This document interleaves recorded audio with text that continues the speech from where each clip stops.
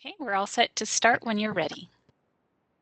All right, give me a moment. Let me open up the agenda here.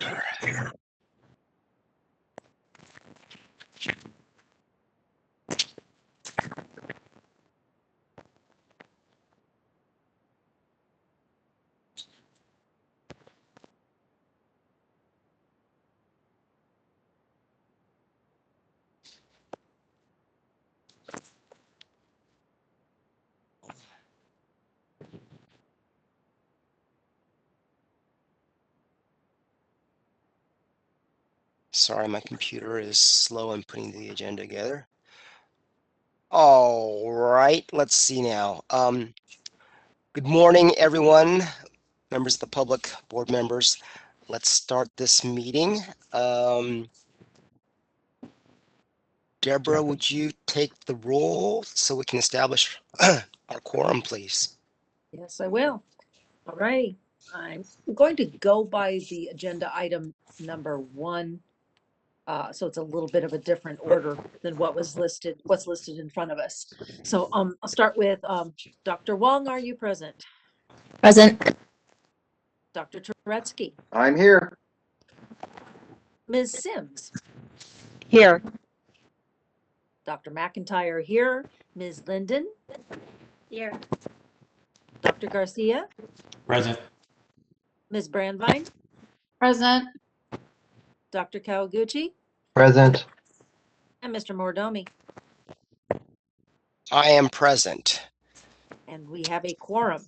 Fantastic. So just to give everyone a preview of what we'll be doing today, we have a hard, I wouldn't call it a stop, but a hard diversion at 2 o'clock where we have public hearings. So whatever business we're conducting, we'll have to turn to the public hearings at 2 o'clock. I would like to take a lunch break from 1 to 2 if possible. And let's see now, we have a number of matters at the beginning of our agenda because they are action items that need that we need to vote on so that we can meet some regulatory and legislative items. So I anticipate the morning to be quite busy. And I will give a president's report, including introducing some of the new board members and perhaps asking them to introduce themselves with a paragraph or so telling us a little bit about themselves. I'm sure all of us have read the announcement from the governor's office and the Senate's office, but I think we're excited to hear from them personally. All right, with that, let's go to agenda item number 2 for public comment for items not on the agenda. Moderator, would you make a call for public comment, please? Thank you, Mr. Board President. I have opened up the question and answer panel, which I'll also refer to as the Q&A panel. If any member of the public would like to make a comment, please type. I would like to make a comment using the field in the lower right-hand corner of the screen and submit it to all panelists. I am displaying instructions for your reference.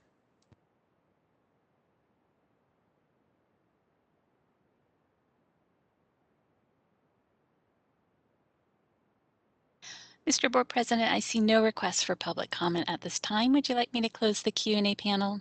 Yes, please. Okay, it's been closed.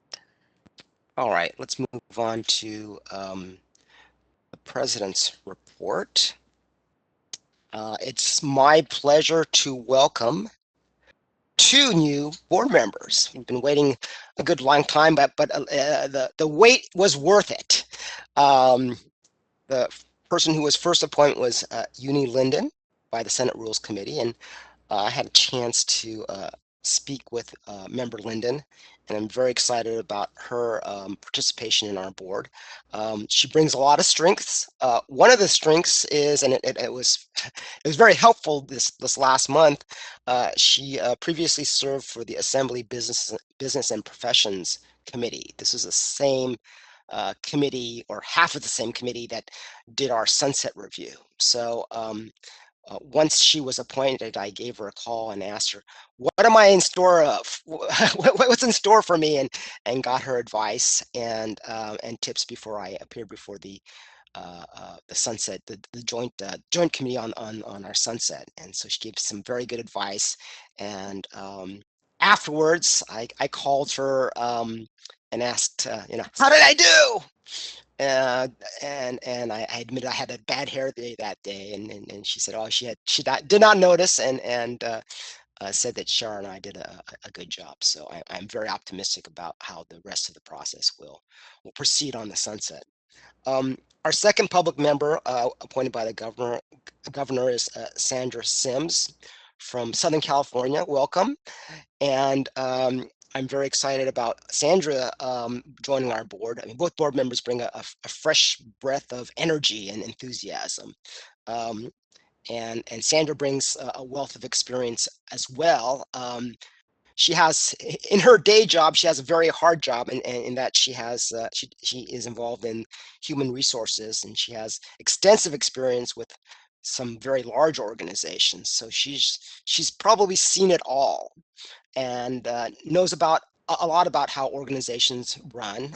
So her expertise will be useful in dealing with this huge bureaucracy that we are all members of, and has a lot of experience and wisdom, I think I would call it, in dealing with disciplinary matters. I think she's seen it all.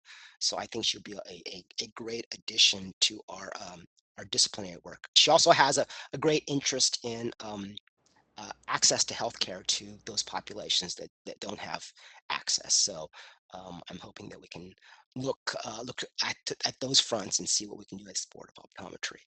Um, uh, Member Lyndon, would you like to say a few words of introduction? Sure. So good morning, everyone. My name is Uni, and it's a pleasure to finally see you all virtually. I'm the new public member, one of the new public member appointees to the board, and I'm very excited to serve alongside such an accomplished group of board members and staff. So thank you for having me. I'm currently a stay-at-home mom, but I'm an attorney by trade. And I've always believed in the importance of public service. And as Mark said, my last job was actually in the Assembly Business and Professions Committee. And that's where I was first introduced to the important role that boards play in protecting consumers and helping licensees provide crucial services, especially in the healthcare arena. I don't know a lot about the practice of optometry yet, but I do know the value of the optical services. And as someone who didn't grow up with health insurance or vision benefits or anything like that, I remember getting my first prescription filled and just being amazed at what a difference it made being able to clearly see. So I look forward to serving with everyone here and helping the board meet its mission of protecting the public. And thank you all for having me. Great, welcome. Member Sims, would you like to say a few words about yourself? Yes, hi again. I want to thank everyone for the opportunity to be a part of this board membership. It's really important work that we're doing, and I'm glad to be a part of that. As was mentioned, my background is I am a human resources specialist, still doing work involved in performance management, disciplinary actions as well, and investigations. So definitely looking forward to how I can be a benefit to our board in that capacity. And also, as was mentioned by board member Lyndon, I too have some experience in optometry, having worn corrective lenses for many years, and also my daughter. So, seeing some of the differences in terms of, when you go to some places having more resources than others. So definitely also looking forward to looking into providing some equity where needed. So again, thank you, and I look forward to being a part. Wonderful, welcome. So that leads you to the second portion of the president's report.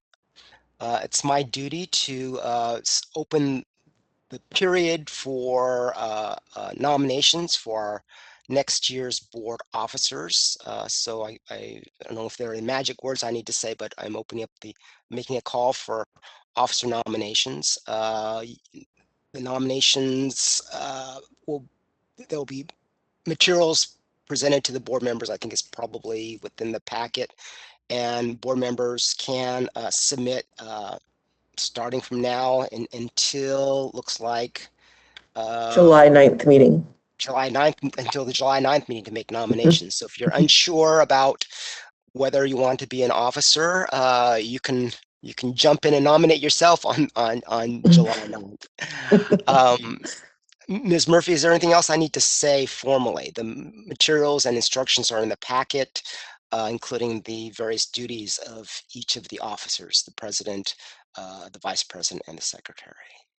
Just that it is also the prerogative of the public or stakeholders to provide nominations to the board. So it is required within our handbook that we make this a public nomination period. And so within the materials posted to our website, there are nomination forms available. And we will be accepting those, as I said, until the last minute on July 9th when we take votes. Okay. All right. Any comments from members of the board on anything I've said in my president's report? Mark? Yes, who's that? It's Dave. Oh, yes, David, go ahead. Question, can we make nominations at this point, or do we have to do this in writing and wait till the 9th? Shara? As a matter of procedure, no, the nomination period is open now. You may make no nominations if that is the pleasure of the board. Can I do that? Can I do that verbally, or does it have to be in writing? Verbally is fine. Okay, then I'd like to make a nomination, and I'm doing that now because my term on the board officially ends in 10 days. I'll enter my grace period at that point, but I might not have the option to submit something in writing on the 9th or be present on the 9th, so I want to do this now. The next year, I think the big things that are going to be occurring for this board are going to be the scope bill, expansion of scope. And we're going to need a president who has the ability to really work with a lot of stakeholders and do a lot of navigating to get any scope expansion bills to the legislature and to get them approved. I think somebody that has experience with practice and education, with leg-reg, that's the type of person that we need.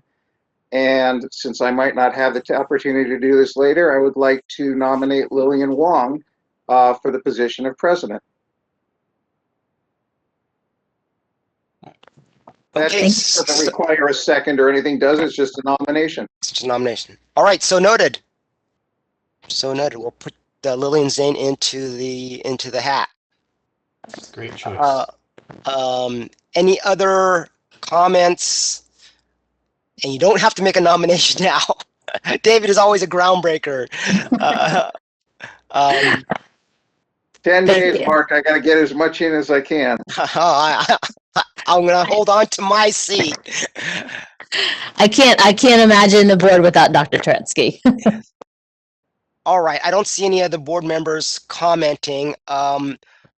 Moderator, just in case, could you see if there are any comments by members of the public? Thank you, Mr. Board President. I've opened up the Q&A panel. If any member of the public would like to make a comment, please type "I would like to make a comment" using the field in the lower right-hand corner of your screen and submit it to all panelists. We are displaying instructions for your reference.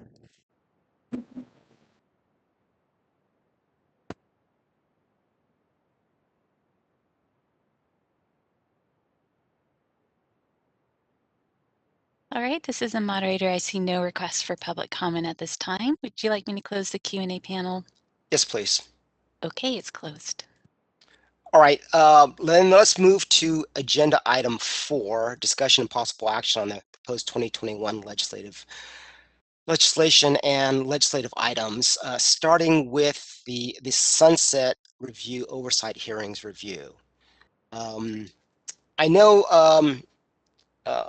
one of the members pointed out to me that some of the responses do tie into what we'll do later on in the agenda, particularly with regulations. But I think our responses are a little bit generic in the sunset report, so we can probably proceed with this item, and if we have to come back to it because of what we do with the regulations, we can. So that is 4A. As we prepare for that, I must say, I'd like to say that as all of you may know and probably saw on video, Executive Officer Murphy and I appeared before the legislature, and I found that the Joint Committee was very interested and encouraging of the board's work. They were complimentary of the board, of our fiscal responsibility, our desire to promote access to those who don't have access to health care. And they were understanding that the board took the perspective that we were dedicated with consumer protection, but we did not want to overregulate. The legislators were, however, very interested in our implementation of their legislation. The mobile clinic legislation, the home residence permit legislation. They were very interested in our reaction to the increases in the Attorney General's costs and how that would affect our abilities to enforce the law. They were very interested in what we were doing on the topic of telemedicine and wanted our recommendations as to how to proceed there. And they were also very interested in what enforcement hurdles that we were facing in our enforcement efforts. So with that, Cheryl, why don't I let you lead the discussion of the report, and you can walk us through it, and we can decide how we're going to vote on it. Certainly. Thank you, Mr. President. So do want to let folks know that we got a hard deadline. Want to make sure that we get these to the legislature on Tuesday. So it's the first thing we're taking up. In writing our responses, I have been very general about the passage of regulations or legislative proposals that we will take on later in the day. Of course, the discussion here today will likely bring edits to these responses. And so in the motion to approve, we hope that we would empower me to make edits to those edits as discussed during those responses, and any other edits that might be needed in order to accurately depict the actions of the board. So we've all gone through these so many times and read through them and everything. Maybe perhaps we can start if there are general questions, and then we could call out particular numbers that members want to discuss in detail. Who would like to make first comment?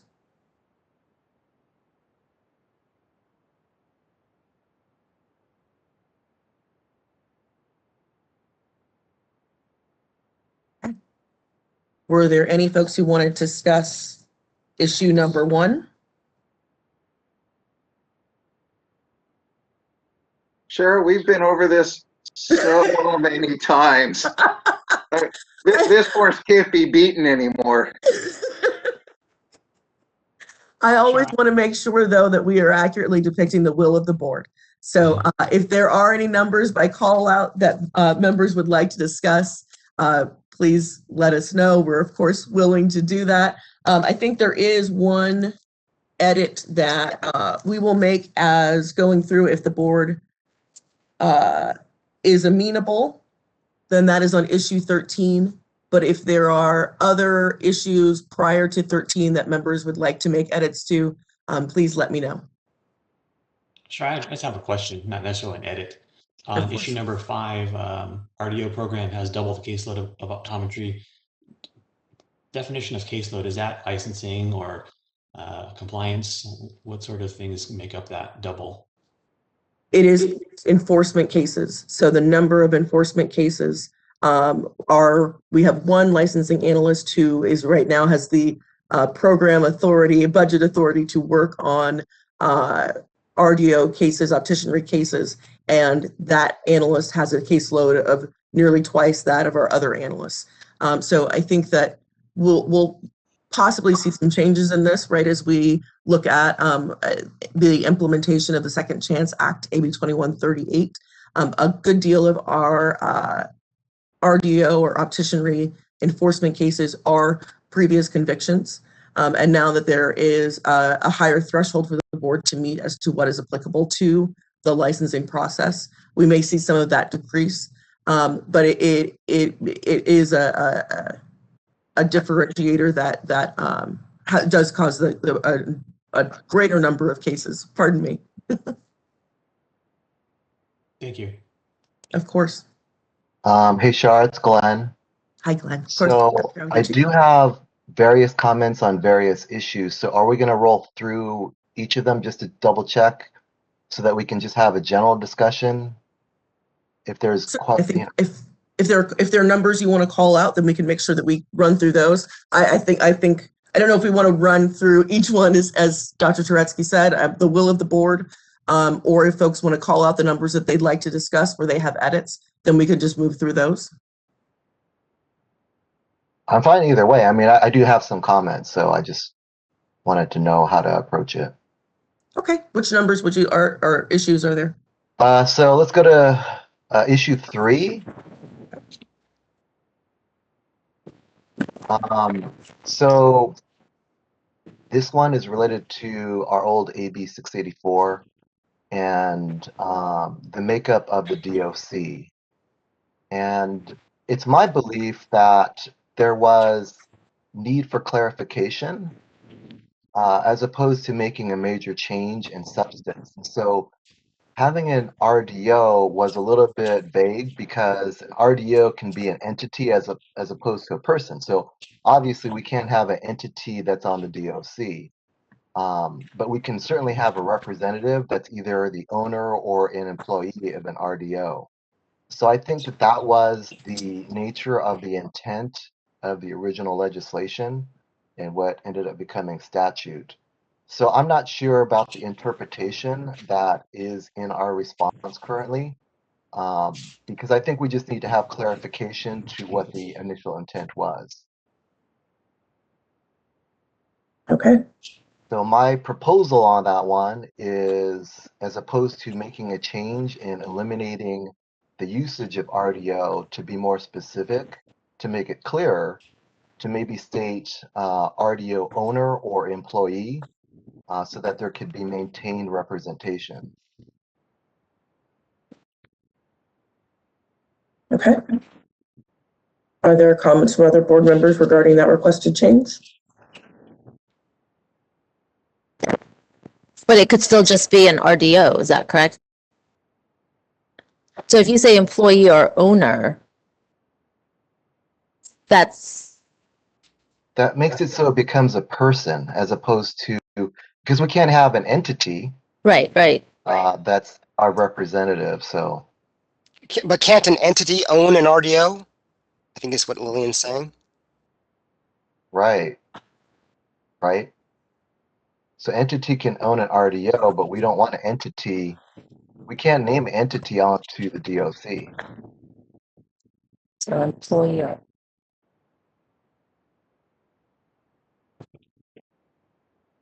Well, this is wordsmithing. I'm sure that Sarah, can you just note this concern and make sure you work with counsel to make sure it's an individual that's appointed and not a licensed individual as opposed to a representative of a company. Excellent. Yes, most certainly. Okay. Do we have any other comments on item 3 before we move on from any of the board members? All right. Glenn, what do you have next? I have item 6. Hold on, let me pull it up. Okay. So this is just a minor add to make it more clear in our response. And so for the last sentence, I think it needs to begin with "in summary," because that's kind of a broad general statement at the end of our response. Okay, that's a minor textual change. Is there any discussion from the other members? Hey, Glenn, what page are you on? Sorry. This is So page, that is item 6, page 6. No, 7. 6 bleeding into 7.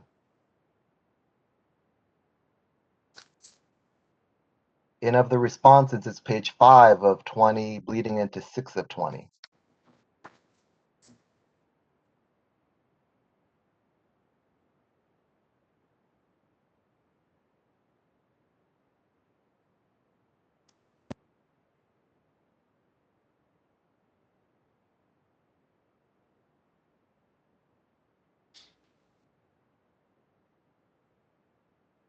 You got that, Lillian? Got up? Okay. Yeah, thank you. Do we have any other comments on item 6? Okay, so Cheryl, we've talked on this before. I'd like some details as to later about the statutory authority that requires the accusation in these enforcement processes. And then on that note, when we get our bills from the Attorney General, do we get to see what things they worked on, what as to the phases of the of a case when they bill us, or is it just John Doe matter, 50 hours at whatever the rate is? Do we see how much of a breakdown do we see as to the tasks that they work on? it is detailed billing, so it does give us the hours associated with the individual case. And then the hours associated with development of individual documents. And then whether or not those hours are performed by a deputy attorney general or a paralegal or a staff member. Okay. All right. Well, at some point, perhaps you can show me a sample bill so we can think about where they spend most of their time in a case. All right. Glenn, what was your next question or point or comment? Issue number 17, which is on page 16 of 20 of the responses. This is again a minor. So if we could just a moment, just so that we stay in order. On issue 13, this is page 14 of 4A, page 13 of the document. We wanted to just include within the response, so I will read to you instead. Through ongoing enforcement proceedings to defend 21 citations against Stanton Optical. So rather in the defense of, we want to call out the fact that these enforcement proceedings have not closed. We are still with an ALJ defending these citations. If it so pleases the board, we would just better state that through ongoing enforcement proceedings to defend 21 citations against Stanton Optical. That would be the edit if so pleases the board. Do we have is any that in other? the first sentence response? That is the first sentence of the board response, yes. Can you say it one more time? Of course. Through ongoing enforcement proceedings to defend 21 citations against Stanton Optical, the board has revealed the following loopholes that allow Stanton Optical undue influence over the practice of optometry. Okay, thank you. Of course. Shara, hate to do this, wordsmith a little bit. I'm not sure defense in that sentence makes sense because we are, I'm not sure prosecution is the right word, but in bringing forward, or because we're not defending, we're the ones bringing the case. Maybe it just feels like that. I apologize. My commentary is not needed. I get where you're coming from, but you see my comment. So in enforcement of, or in proceeding with, or something like that, but I think in defense of is not the right word. Okay, so through ongoing enforcement proceedings for or of 21 citations. Yeah. Okay, easy enough. Any more comments by board members on comments or questions or suggestions on issue 13? All right. Did you say item 17? I'm sorry. Yes, 17. Oh, go question ahead. about I can comment on issue 14 if you 11. want to go in order. Oh, I'm sorry. It seems that member Linden is wanted to return to 13 or wanted to stay on 13. Issue 11. Issue 11. Regarding the CEs. So yes, we can go to issue 11. My plan was to go through all of Glenn's and then see if any other board members wanted to go back. Okay. Perfect. Thank you. All I right, apologize. I didn't mean to interrupt the process, Mr. President. Please proceed. So let's go to 17, and then after Glenn finishes his comments, I'll recognize other board members. But if you have comments on that particular issue, other questions on that issue, please raise them at that time. All right, I know it's haphazard, but we've started off this way. So, all right, issue 17. So in the first sentence of issue 17, which is on, hold on, I'm getting back there. Page 16 of 20. The board continues to prioritize the importance of childhood vision screenings. I think it should be broader than that. So it should be childhood vision evaluations. So replace the word screenings with evaluations. That way it's broader. It can include screenings or exams.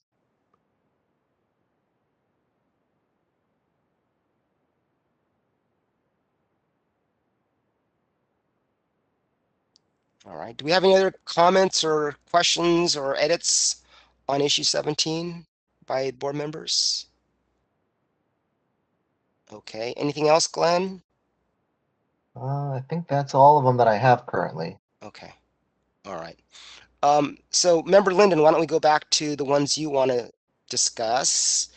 Start from the beginning if you want to discuss any other ones, or do you want to just go to 11? Yeah, so it was just issue 11 regarding CEs. And in the background portion, it talks about how there's a relatively high failure rate for compliance. And the response talks about kind of improving CE approvals for providers. And so I just wanted to, I guess, clarify or confirm if, and I caught some of this in the sunset hearing, but is the reason for the high failure rates of compliance, is it because people are not taking, coursework that is appropriately approved for that purpose? I wasn't quite sure what the connection was.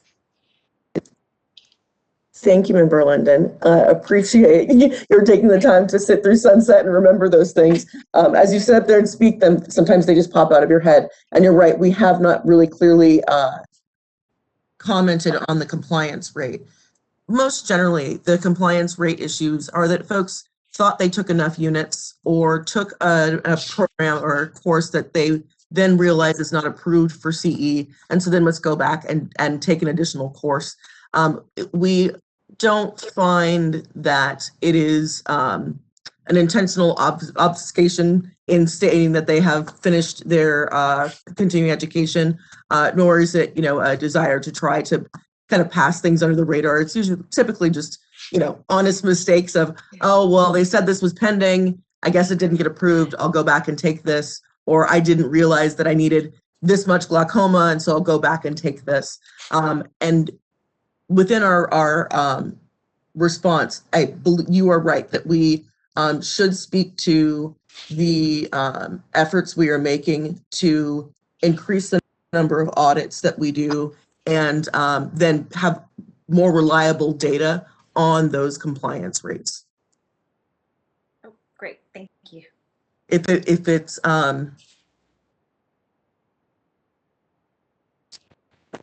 pleases the board, it would be great to give me the authority to just go in and do that, make that edit for us. That we'll talk about the fact that we haven't, with our limited resources within enforcement, we have not been able to prioritize our continuing education audits over the last 2 years.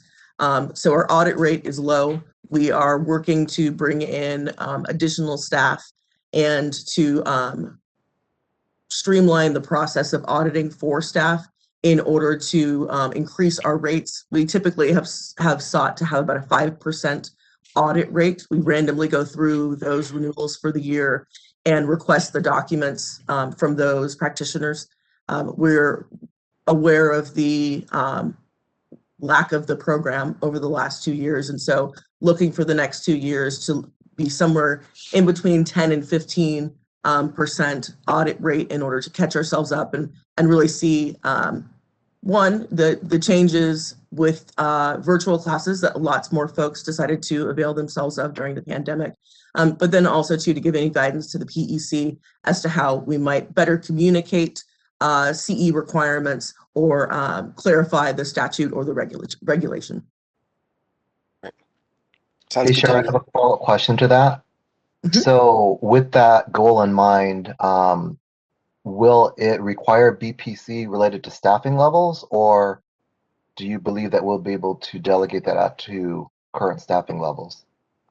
So we are fortunate enough that we have new enforcement resources coming in for our mobile optometric unit program. And we are pursuing BCPs to expand staff.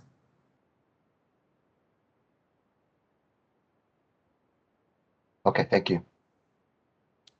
Do we have any other board comments or suggestions for issue 11? All right. Actually, thank you, Member Linden. This was a topic that we got a lot of questions on from the Huge catch. yeah, from the legislators, and so it's good that we really are careful about our response. In some senses, they were complimentary that we caught a lot of people. On the other side, there was like, oh, why is it such a high failure rate? So it's something we need to address. Do you have any other issues you'd like us to look at or edit? No. Other board members, would you like to raise other suggestions, issues, comments on any of the other issues? I can't see everyone on my screen as it is, so it's just yell out or. Hey, Mark, I just have a point of clarification on 14. Sure, let's move to 14. Related to the board response, it says, though physical harm may not be the result, poorly executed spectacle and contact lens dispensing does not impact the consumer. It does impact the consumer. Are we implying that physical harm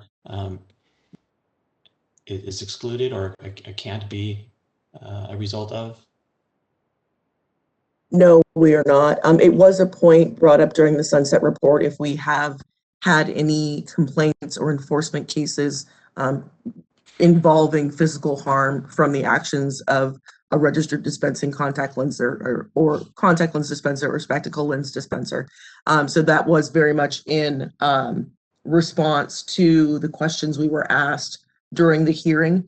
But here, out of that context, I think you're right that it might give more importance to that particular indicator than is appropriate. Okay. Is there a way in which you'd like to, if we just strike?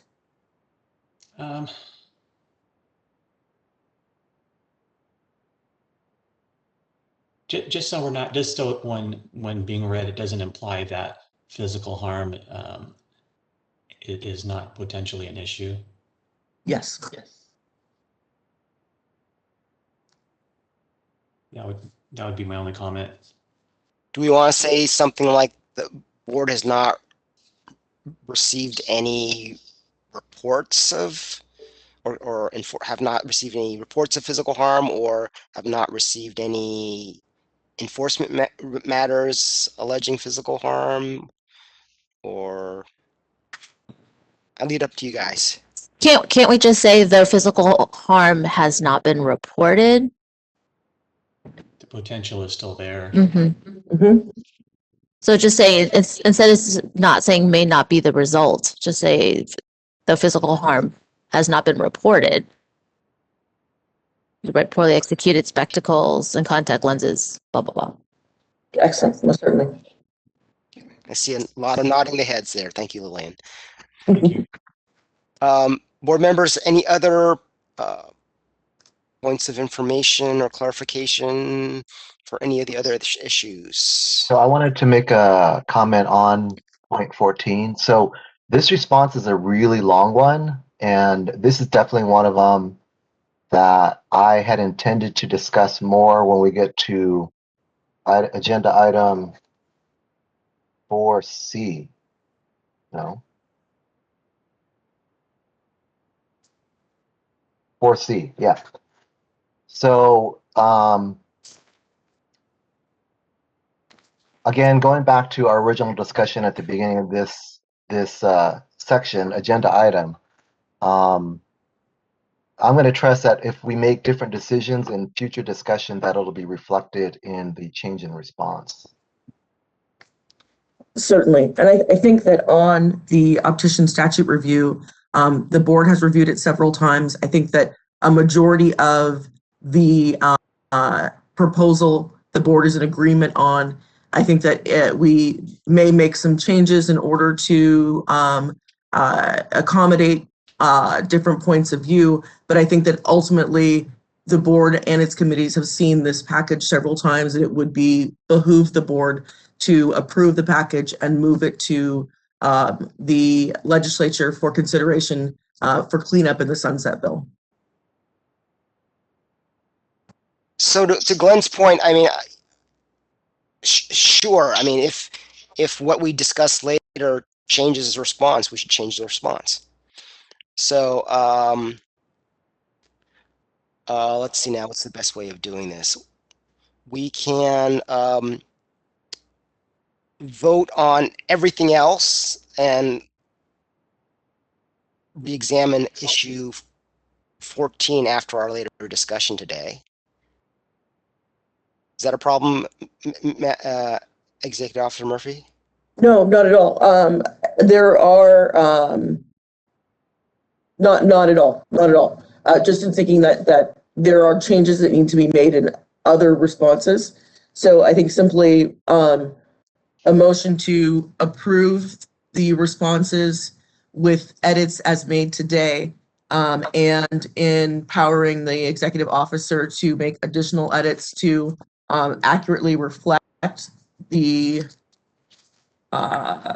actions of the board and to more completely address compliance, CE compliance and audit rates would allow us to move the package and give me the authority to change the responses as needed with the board's discussion. All right, that's largely fine. I'm thinking that I would like to see things before they go out too. Is there time for that? They are due on Tuesday before close of business, but we will try our hardest to do just that, yes. All right, Tuesday close of business. Well, give me the opportunity, you know, if I snooze, I lose. All right. Glenn, does that satisfy you? Yes, that's fine. Okay. Any other board members with comments or suggestions before I open it up to the public? All right, I'm not hearing anything. Mr. Ms. President, Murphy? we would first want to take a motion so that the public is able to comment on a specific action of the board. Okay.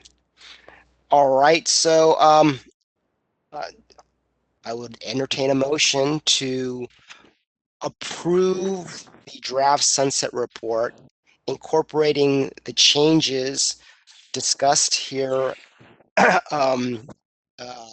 today, authorizing the executive director to incorporate those changes, and giving me the opportunity, the board president, an opportunity to review those changes before they're submitted to the legislature. And just for clarity, to add in the component about allowing your EO to make any non-substantive changes necessary. Empowering the EO to make any non-substantive changes. Right, I'm just thinking if there's needs to be any substantive changes, Shar, what do we do? And authorizing the board president and the executive officer to make substantive changes if something comes up. This is Lillian. I will make that motion. Do I This is hear a Jeff. I'll second? second that. I'll have a motion by member Wong and a second by member Garcia. Moderator, would you please open up the queue for public comment, please? Thank you, Mr. Board President. I've opened up the Q&A panel. If any member of the public would like to make a comment, please type, "I would like to make a comment," and submit it to all panelists using the field in the lower right-hand corner of your screen. We are displaying instructions for your reference. And we do have some people who would like to make a comment, starting with Ryan Perez. So Ryan, I'll let you know when you've been unmuted. You'll have 2 minutes with a 10-second warning. And Ryan, you've been unmuted. Good morning, Ryan Perez with the Department of Consumer Affairs. The department is supportive of the board's response on issue 3 as presented in the materials to the extent that the response underscores the precedence that public protection shall take in any resulting recommendation originating from the DOC rather than the economic interest of various businesses. That is all. Thank you. Thank you, Mr. Perez. And now our next request for public comment is from Megan Loper. Megan, you've been unmuted. Thank you, Madam Moderator and members of the board. Megan Loper on behalf of Luxottica. Appreciate the discussion on issue 3. I think my concern is that I would hope that a registered RDO, regardless of their practice setting, whether they choose to work for a larger entity or in an individually owned, smaller entity, would equally have an opportunity to participate in the DOC. I think we have appreciated listening to discussion over the years that professional members bring from their different practice settings, and think that consumers access services through different practice settings, and that both large entities and smaller entities and the professionals that practice within those settings should have a voice. And so while we appreciate the conversation about a concern about undue influence by an entity, would hope that the professionals that choose to practice in those settings would have just as much of a voice to share their professional experience and expertise.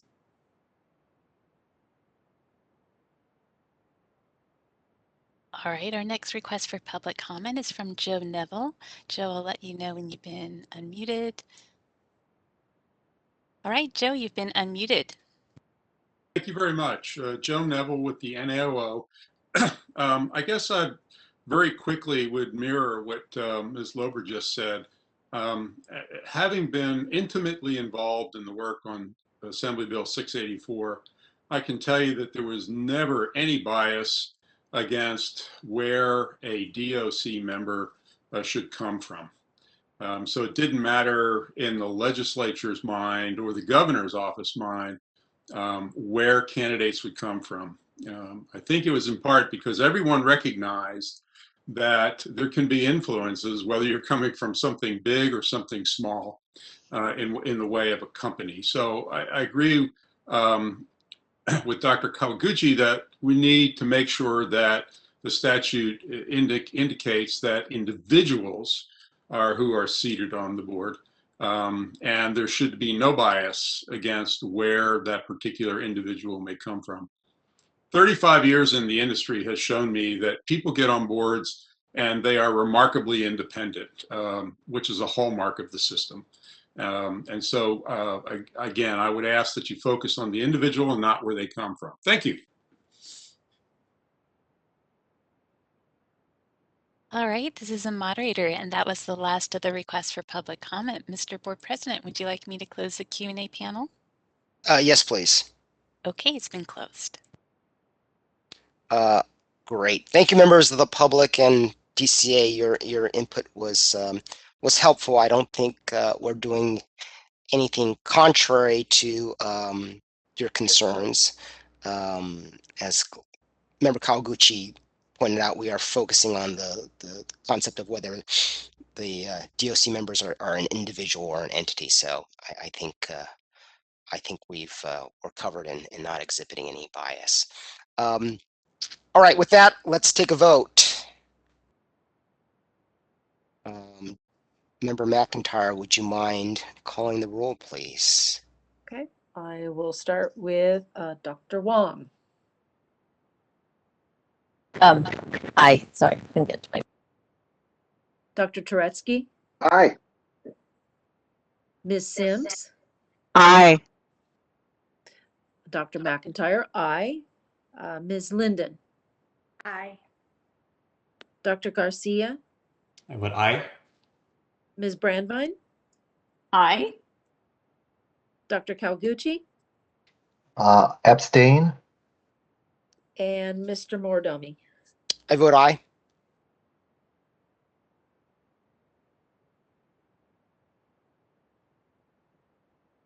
All right, all in favor except one, I think. So the motion passes. Let's then move on to the next agenda item. Or Shara, how do you want to do this? You want to go into 4B or shall we skip to, oh, we should probably go to 4B, am I correct? Ms. Murphy? Shara? Sorry, forgot that you can't see us. I was giving you a nonverbal. Yes, let's move ourselves to there. All right. All right, Shara, why don't you start off with it and lead the discussion? And actually with this, I will depend upon the expertise of Natalia Leeper, our licensing, lead licensing analyst, and Mark Johnson, our policy analyst, but of course here to answer any questions as we move along.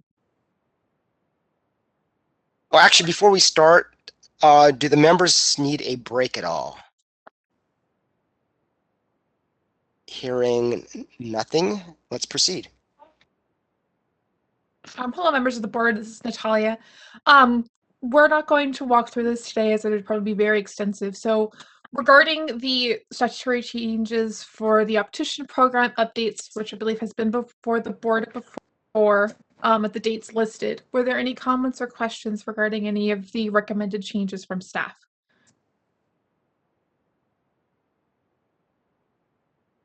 So I do, this is a section I actually did. I misspoke earlier about 4C. It's actually 4B. I had a comment.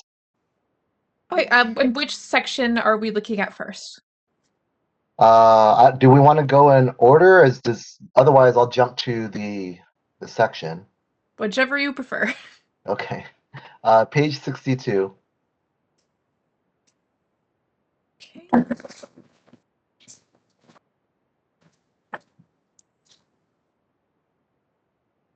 I do not have the big packets. Do you have one of on the page numbers for the review itself? I could tell you the section number. So it is 2559.15.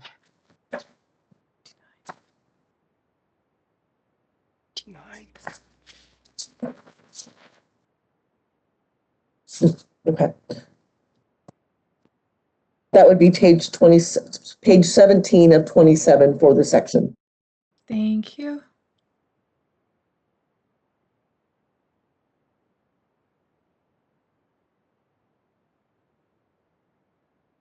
All right, and the question regarding? It's more of a comment, and I'm going to make a proposed change. So this is the section that I have a strong opinion on, specifically around the last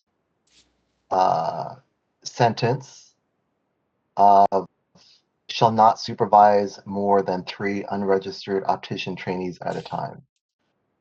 So we've had this discussion multiple times. I have agreed to, I'm on the DOC as well as the LRC. And so I've gone back to both, listening to fellow committee members, trying to understand what the rationale of this change is.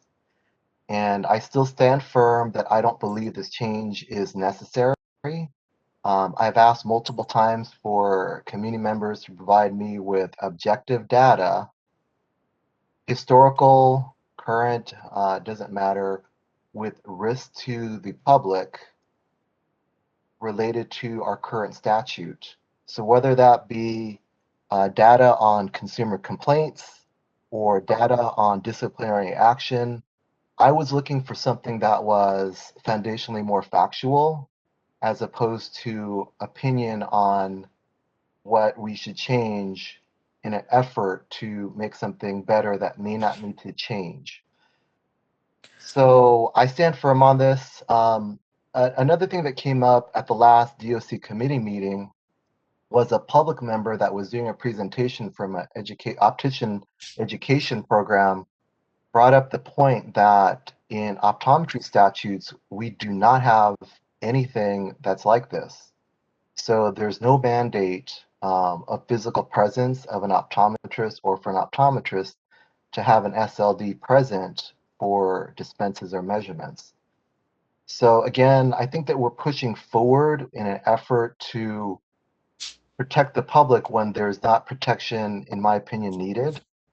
So my proposal would be to eliminate that last statement that's underlined and shall not supervise more than 3 unregistered optician trainees at a time. So thank you, Glenn, for setting out this issue or framing the issue.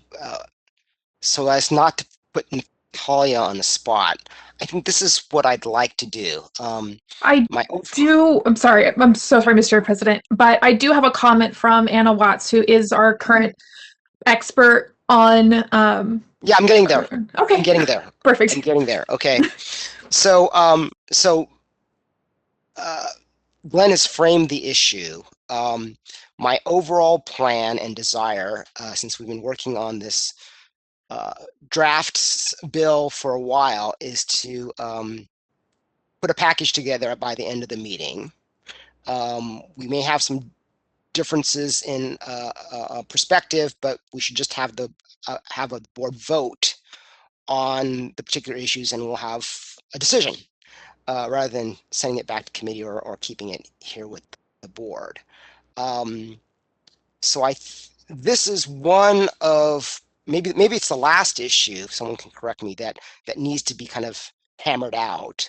So after That is my understanding, Mr. President. Okay, so why don't we have? I would like to have a discussion on this item from the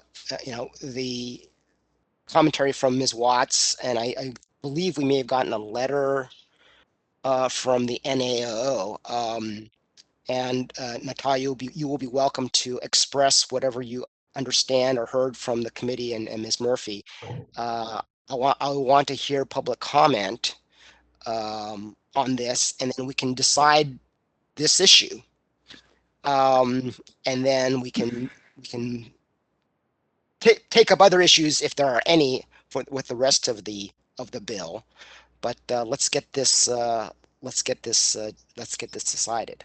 So with that, before I turn it over to Natalia, you mentioned a letter from Ms. Watts. I also see that a letter came in from NAO.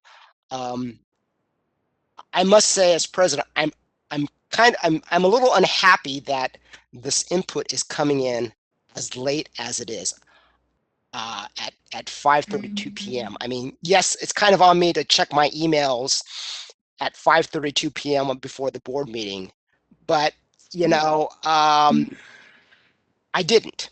So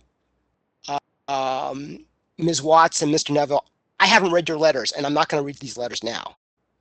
So you're welcome to speak on public comment. Natalia, I think you were going to give a summary of Ms. Watts' letter, but to staff and members of the public, if you send it in at 5:32 p.m. the day before the meeting, I'm not going to read your stuff. All right. Period. So I do have to just a bit of fault on the part of your executive officer. These letters did come in on the last day, but we had at that point sent several submissions of materials to the board. I instructed staff to wait until 5 p.m. to receive all letters and then send out one last packet so as to not have several additional packets sent throughout the day. So they were not sent at 5:32 p.m., but they were sent on the last day of submission. Right. So I appreciate that. And so a little shame on staff, but my overall admonishment to everyone else in the world, the last day is certainly not enough time for staff to put things together for us too. So, members of the public and others, if you want us to hear your voices, get your stuff in before the last day. All right, off my high horse. Ms. Leeper, please go ahead. Of course. So specifically for Anna Watts' statement is she wanted to make sure that the board understood what the DOC was thinking when having these discussions. So she goes over a little bit of what both Ruby, her, and Adam Bentley spoke with when making these decisions in their professional opinion as opticians within their field. And they very felt like that within the essence of our consumer safety that unlicensed people were posing a risk that unfortunately right now we don't really have a way to track. So a lot of it was, and I gives a bigger list that I will go into, is that these unregistered workers do a lot of different things that could adversely affect somebody. And they're not trained in anything. They haven't made any tests or exams. They've just been hired as an assistant to the optician. And so all three members, professional members of the DOC, were in agreement that this was recommended in all their capacities. Adam Bentley works for a large entity with Warby Parker, and that was his professional opinion, as well as Ruby Garcia as a instructor and SLD and CLD, as well as Anna Watts, who owns a small business and an SLD and a CLD. They all felt like this was super important, and if the board would like me to read the whole letter to you, I can. But that was the overall implication that Anna gave to the staff, and she just wanted to explain what happened at previous DOC meetings to make them to help the board understand.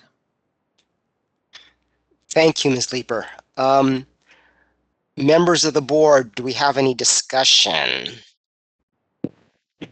So I know this is my first meeting, but I was actually trying to, understand the ratio issue, and I was, actually just scanning some of the codes to see, are there similar ratios? I think it was said that there aren't any similar requirements in terms of a ratio or requiring someone to be physically present. And I had come across a contact lens dispensing statute, which is 2560. And I don't know how relevant that is, but that statute does say, there is a 3-to-1 ratio for registered to, to unregistered, and it does also require physical presence as well. And so that was just a little bit useful for me to see something similar in existing law. So just wanted to share that. Staff and DOC definitely used that as a basis for implementing that into the spectacle lens one, is we saw that there was a precedence for this in law with the contact lens dispenser, and after discussion with DOC members, it was decided that yes, this should be a requirement for spectacle lens dispensers as well as it is for contact lens dispensers. Thank you. Any other members of the board wish to speak? Now, remember, this is our proposal to the legislature, so it can change when we hit the legislature and the first interest groups begin to lobby it, but this is our best effort. So, Mark, this is Lillian. Can I make a comment? Please. All right, so I guess there's two things. I know Glenn has you've repeatedly asked for data, wanting to know about consumer complaints or any kind of disciplinary actions against unregistered or assistants. I think one of the things that everyone has to be aware of is that if a person has a problem with their glasses, I don't think they usually would say, oh, it's the optician's fault that my glasses aren't working well. I think for most patients, they would say, I think there's something wrong with my prescription. So if there's going to be a complaint or if there's going to be any action, they usually will probably go back to their optometrist or whomever they got the glasses from first before they would ever think that it was the opticians. So I don't know if there's really any kind of data hard data that you could get, because I think most people would just assume that the prescription was wrong and not that the glasses. I think the other thing that we all have to remember is that this isn't just an opinion. We have a whole bunch of experts, like Natalia was saying, and then this is a report from our DOC. And so if this is this is an important, it's professionals that are giving us this suggestion, this 3-to-1 ratio. So it's not just something that a number that they came up with that they just sort of felt. So it's professionals that are giving us this. Any other comments by members of the board? I will, after board members comment, open up to the public so I can hear comments by the public. So we can hear Mark, public. it's Dave. Yes, Dave, go ahead. And Shara, I probably need your thoughts on this, or Natalia. So I go online and I order up a pair of glasses for myself from goodness knows where for $19.95, and those are mailed to my house. I've never seen anybody in state to adjust them, to fit them, to make sure that the specs are correct according to the doctor's prescription. There's nothing in any statute for out-of-state spectacle dispensers, is there? It's only out-of-state contact lens dispensers, correct? Correct. And part of the suggested changes, which is a little further on, we do talk about adding out-of-state spectacle lensers into that license type we currently have for out-of-state contact lens dispensers, and we renamed the license type to reflect that. But that is a little further down the statute, and we did see that as a potential issue and did include that within the statutory change. So the way things are right now, if I get my glasses and they're not working, I have no recourse through the state board, correct? Correct. And I have had calls, not necessarily from consumers, but local opticians or spectacle lens and contact lens dispensers that call us and are like, I keep having to fix these glasses because they're made badly. They're not done by an optician. What can I do? And I unfortunately do have to tell them, not a whole lot. I wish I could tell them you can make a complaint, we can look after them, but we don't license those people. We have no authority over them whatsoever. So I would love to collect data on some of this stuff, but it's hard when there is no set thing for us to allow us to do so. And so picking up Glenn's point, or around Glenn's point, in my private office, I decide I'm going to take off for a week and I'm going to let my non-RDO, non-SLD, non-CLD person that works there go ahead and dispense glasses and fit glasses and do whatever I want to have he or she do. I'm not violating any specific statutes or regs at that point, am I? I would want to double check because I'm not sure off the top of my head, but I do believe that there is a requirement for optometric assistants to have supervision. Supervision when performing, I think, pre-testing responsibilities, but I don't know specifically about dispensing or fitting glasses. I don't think that the doctor needs to be physically present for that, but the doctor does need to be physically present for pre-testing, doing glaucoma testing, things on that order. Sure. That is correct. Yeah, that is correct, Dr. Terexi. And it is certainly a portion of the statute that staff believes the board should look at. We're currently undergoing an occupational analysis of unlicensed optometric assistants. So a little bit different, right? They're overseen by a doctor as opposed to a registered professional. But we do believe that there should be a review of that gray area within the law. But we want to make sure that we bring to you a better understanding of what most unlicensed optometric assistants are doing within the practice, so that the board might be able to make decisions on how we should move forward with the regulatory structure. Okay, and I'm almost done with my question then, but regarding the optician statute that we're discussing right now, that has gone through the DOC, that has had more than just DOC input, hasn't it? I mean, that has had other professional and other industry expert opinion, has it not? Definitely. Staff has not only talked with DOC about this, but we've also been discussions with 1-800 contacts, with other, Warby Parker, definitely we spoke with them, and other industry people who had opinions and recommendations, as well as NAOO, who submitted another letter. about their opinions on it, what they had problems with, what they would recommend, what they saw as issues. So we did speak with a lot of different industry regarding these changes. And did the people that really had input on this, Ruby was working for Walmart, for Sam's Club at the time, so large group. So a very Adam large was group of with people. Warby Parker and a private optician, and they all seem to be in agreement. We're not talking about the optometrist supervising an assistant right now, but on the optician standpoint, it seems like the DOC has done what they needed to do, and they've made a reasonable suggestion as to how to proceed. And I don't know, I feel uncomfortable just sitting here overruling their decision after all the time and effort they put into it. And I could definitely add Warby Parker, we spoke with a lot about this, especially this 3-person rule, and they were in agreement with it. They have a very similar rule. They have a lot of different rules for the opticians, and I like to see them as our gold standard of optician companies here in California. I really like working with them, but they have a very similar rule for themselves. So yeah, that we've talked with a lot of different industry. We've gotten a lot of their different opinions on what different companies do. But yeah, we've talked to a lot of different people.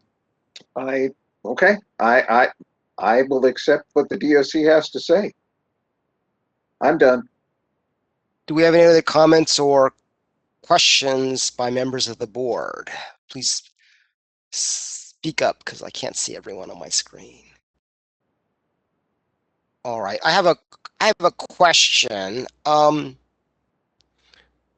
perhaps to the optometrists of the board. Do you get many complaints regarding spectacles and determine that the mistakes with the spectacles are because of opticians making mistakes or screwing up? This is Dr. Garcia. Do you have a Yeah, comment? go ahead. So I agree with Lillian. So when we have, not to say that it's widespread, but when we do have patients come back for redos, rechecks, issues with their glasses that are made outside of our office, not to say that we don't make mistakes as well, but the majority of them do come from outside of the office. The majority of the patients do come directly back to us rather than back to the dispensing practice. Most of them are Walmart, Costco, those types of businesses. So I would say, the majority of our rechecks are from outside RXs. The majority of those that we do recheck have to do with measurement errors, material errors sometimes, design errors where they're substituting different progressive designs from what we prescribe. So I would say that it can be an issue. That's just my own practice. I'm not sure if that's widespread or not, but I would agree with Lillian on that. Thank you, Dr. Garcia. No, I agree with Dr. Garcia. It's so if the patient has an issue, they usually go back to the doctor first, or they'll go to an optometrist. And then once we determine that, then we're usually the ones who problem solve everything. So if it's a material issue, if it's like a change in the curvature of the lens, or if it's the prescription. So again, patients will go to the doctor first. So if there is a complaint that's filed, I think it will usually be against an optometrist or the eye doctor and not against the optician. And have you, and I understand this is anecdotal, have you seen instances where the opticians have made a mistake in those areas? Yeah. But again, it could be just the materials or the lens design. So again, it's something that we would problem shoot, and then I would just advise the patient, or if it's in my office, then we would change it. But it definitely can be it can be the optician's fault, but it's going to be the eye doctor probably. If I just can, in order to stand up for our optician professionals, I think exactly what we're saying here is that it's not the opticians. There isn't a standard by which they can quality control the things that come out. So it's not so much the optician who has done something wrong, but the retail worker who doesn't have the training or the scholarly knowledge to have done it right to begin with. I just wanted to, I can tell you, Dr. Wong, we're hesitating to say that the optician had done something wrong. And I think that that's exactly it, that it's not the optician, it's someone without the training to do the work. And I apologize for interjecting. That's an important clarification. Thanks for interjecting. David, you were nodding your head. Did you want to say something or? No, I was just agreeing. I was just agreeing with Lillian. Yeah, and to what Shara was saying, you get somebody like Ruby or Adam who's going to fit somebody and measure somebody for glasses. I'm going to tell you that if they have a problem with the glasses, it's probably something wrong with the prescription, because I know that what they did was going to be correct. But if you have somebody that doesn't know what they're doing and can't really measure a progressive accurately, or doesn't know how to match base curves on a pair of glasses, then they're coming in back to the doctor saying these things make me dizzy. And it's because somebody who is untrained didn't know how to fill that prescription or verify that prescription. But a skilled, trained optician like Anna or Adam or Ruby, they're not going to make any boo-boos like that. Right. All right. Thank you very much for that clarification. That was very important. All right. Let's open the topic. Oh, Mark, go ahead, if Shara. you, Just a point, you can't actually, so I I was wanted gonna say, Shara, go ahead, Shara, and then. I was gonna say, just a point of order that we would usually make a motion before opening for public comment, but of course, it is at the board's pleasure to open public comment at any time it wishes. So All right. So who else wanted to speak on the board? it's Glenn. Go ahead, Glenn. So I am not going to discount my fellow optometrists on this board and what they've said. I agree with them, but I think one of the words that kept coming out over and over again is properly trained individuals, no matter what their title is, whether they are registered SLD or they are non-registered. It relates to the quality of training that is going on. And so if we're suggesting that this is a necessity to change our regulations, which in my opinion is over-regulating, that means that we absolutely have to look at optometrists, and I'm going to be opposed to that as well. The situation where we have an optometrist in a situation where they have a staff, in many cases, they are not registered, and we aren't running risk. And it's the same thing in my particular RDO affiliated situation. I have a staff that's very well trained, and it's very rare for me to have to deal with issues related to measurements or dispenses. So it really boils down to a training issue, and we can't regulate training. We can't regulate all these optical or private practices and force them to do a good job training their staff. And we're trying to accomplish that through regulation right now. Okay, thank you, Glenn. Any further comments by members of the board? We'll hear from the public, and then we'll do another round of discussion if the board wishes. Let's see now. I am thinking just to address Shara's concern, and without saying one way or another which way I'm voting, but would it make sense to have a motion to approve the legislation of 2559.15 as is offered by the DOC, so that we focus the debate for the members of the public? Does that make sense, Shara, based on your comment? I can't hear you. Oh, are you able to hear me now? Yeah, yes. Okay, great, yes. Procedurally and according to the Administrative Procedures Act, I believe, I'm not speaking out of turn because I'm not the attorney, that we would want to provide a motion to the public in order to give them a topic specifically to speak to. All right. Well, let's do it then the conventional way.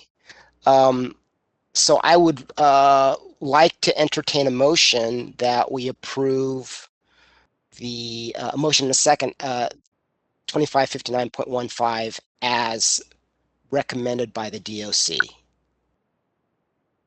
I so motion. So we have a motion by Dr. Turetsky and a second by Dr. McIntyre. Yes.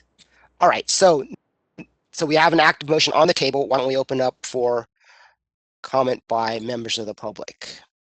Thank you, Mr. Board President. I've opened up the Q&A panel. If any member of the public would like to speak or make a comment regarding this agenda item, please type "I would like to make a comment" using the field in the lower right-hand corner of the screen and submit it to all panelists. We are displaying instructions for your reference.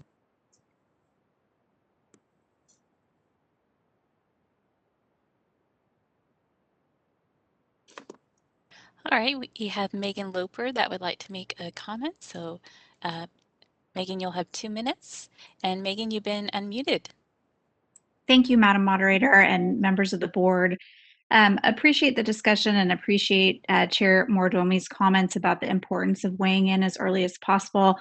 I would just point out that at the last Legend Reg committee, when this was discussed, there was some debate amongst the members of Legend Reg and about whether or not it needed to go back for further discussion with the DOC, or if DOC could participate in a future Legend Reg meeting, and if that would create open meeting acts. And then there was no public comment at the end of that meeting. And my question then would have been, when we expected to see this back, directly getting to the point about allowing stakeholders an opportunity to try and weigh in advance. And I think one of the challenges is that although the agenda is posted in advance, the supporting board materials, given the number of versions that this has gone through, I don't know that we knew what to comment on until the materials were posted, which then requires a little bit of internal time to digest and turn around and get comments back. So please know that it's not that stakeholders aren't trying to be timely in weighing in, but in a COVID world, things are not always perfect about information flow, and we're not in the room to be able to raise a hand and say, I'm sorry, I don't understand what the public process will be moving forward. And there wasn't an opportunity to do that at the last Legend Reg committee meeting. So I would hope that you'll continue to be open to stakeholder input throughout the process, even if it isn't as timely as you may have liked it. Thank you. Thank you, Ms. Loper. Thank you. Thank you for that additional context, and I am so educated. If you want extra time to speak on this item, I'm more than willing to give it to you. But I think you've ended your comments. But if you want to speak again on this item because of the lateness of the materials, please cue in again. All right, moderator, please go ahead. All right, our next request for public comment is from Joe Neville. So Joe, I'll let you know when you've been unmuted. And Joe, you've been unmuted. Thank you very much. I'm sure you folks are getting tired of hearing from me, but thanks for the opportunity. I'm feeling a little outnumbered, but I will tell you that we have submitted several comments on these matters. I very much appreciate the internal experts that you have, but just for context, would like you to know that we have dozens of opticians and optometrists from around the country that review the comments that the NAO prepares before submission. So we have a lot of experience that we rely upon in making our comments. I would agree with Dr. Kawaguchi that the ratio goes too far. Our experience throughout the United States is it just simply isn't necessary. But you have our comments. I'm not going to go through those again. I think there's a number of practical issues that still have to be addressed. If we have to take Mr. Mordomi's advice and solve those in the legislature, we'll do that. That's not an issue for us. But I am going to kind of build on what Ms. Loper said. I work very hard to get comments in as quickly as I can. But when a 27-page document doesn't get posted until Monday or Tuesday before a Friday meeting, it takes a couple of days to analyze it and get materials in. And we want to be as timely as we can, and we work very hard at that. So I guess the request would be to the board, please get things posted earlier, because I don't want to annoy people at 5 o'clock before a meeting. But we feel like we have to take the time to get a proper comment in. I apologize if I sound a little defensive, but nonetheless, I think it was important to share that. And again, I thank you very much for allowing me this time. Thank you, Mr. Loper. I'm Mr. Excuse me, Mr. Neville. I am educated by your comment. Can you give us your number one practical concern about the change? Is he still on? Go I'm ahead. still here, if you can hear me. Yeah, I can hear you now. I think that our number one practical concern is with the area that Dr. Kawaguchi raised, which is 2559.15, as it relates to customary absences and the ratios. We try to make work opportunities available to as many folks as possible. The optical companies that I've worked for over the years have been very good and very careful about training their new employees. They're folks that want to move up into the optical world. And so even though someone might not yet be registered, they are getting trained and they are overseen by people who are properly registered. And so I think that 2559.15 creates a problem for employment and for being able to take care of the customer in what has historically been a very effective, efficient, and high quality way. Thank you. Thank you. Moderator, do you have any other members of the public that wish to comment? No, we do not. Would you like me to close the Q&A panel? Yes, please. Okay, it's been closed. Do we have any further comment? Oh, go ahead. Mr. President, if I could Yes. just interject.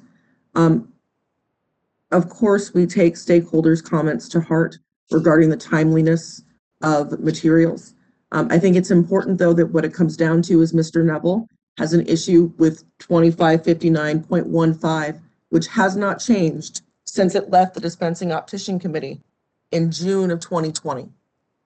Actually, in September of 2019. So, of course, the comment staff takes to heart. I'm not sure that it's applicable here, as the point of contention is one that has not changed since the proposal left the Dispensing Optician Committee for the last time. All right, thank you. So noted. I don't want to go into that debate at this time, but I understand your notation. Understandable. Members of the board, do we have any further comments or questions? Yes, David, I can see you. I don't even know where I'm going with this one, but in a situation where you have an RDO and an optometrist in a side-by-side relationship, a situation where there's a lens crafters and an independent optometrist in a side-by-side setup. I could be wrong on this. I'm assuming there's some form of business associate agreement there where the optician can answer the optometrist's phones, make appointments, things on that order. By the mere presence of having an optometrist sharing space with the optician, even though they are completely separate businesses, can that optometrist be considered a point of consultation if there is a non-licensed RDO, spectacle lens dispenser, contact lens dispenser, at the retail portion of the business? Could a non-licensed person get consultation from the optometrist on a frame measurement or something like that, if that's included in the business associate agreement? So, Dr. Treskin, you bring up a very interesting issue, which is kind of what we were already talking about with the issue with Stanton Optical, is that technically the way optometrists are supposed to work within these situations, they're supposed to be an independent contractor. So that's the kind of gray area we've been talking about with that, and I'm sure Cherie Kimball, our AEO, can speak more about that since they're the ones who've been handling that portion more. But that's definitely a question staff has been asking for clarification from the legislature, which is also part of our sunset that we're asking clarification for. I understand. I understand the NAO's point from a business standpoint and an employment standpoint, and the DOC's point from a consumer protection standpoint, which has to take precedence. But if the optometrist is acting as a consultant, I don't know if that's a way of merging the two concerns and making sure that the public is still well cared for while still meeting the needs of the business. I don't know. That's just something that crossed my mind.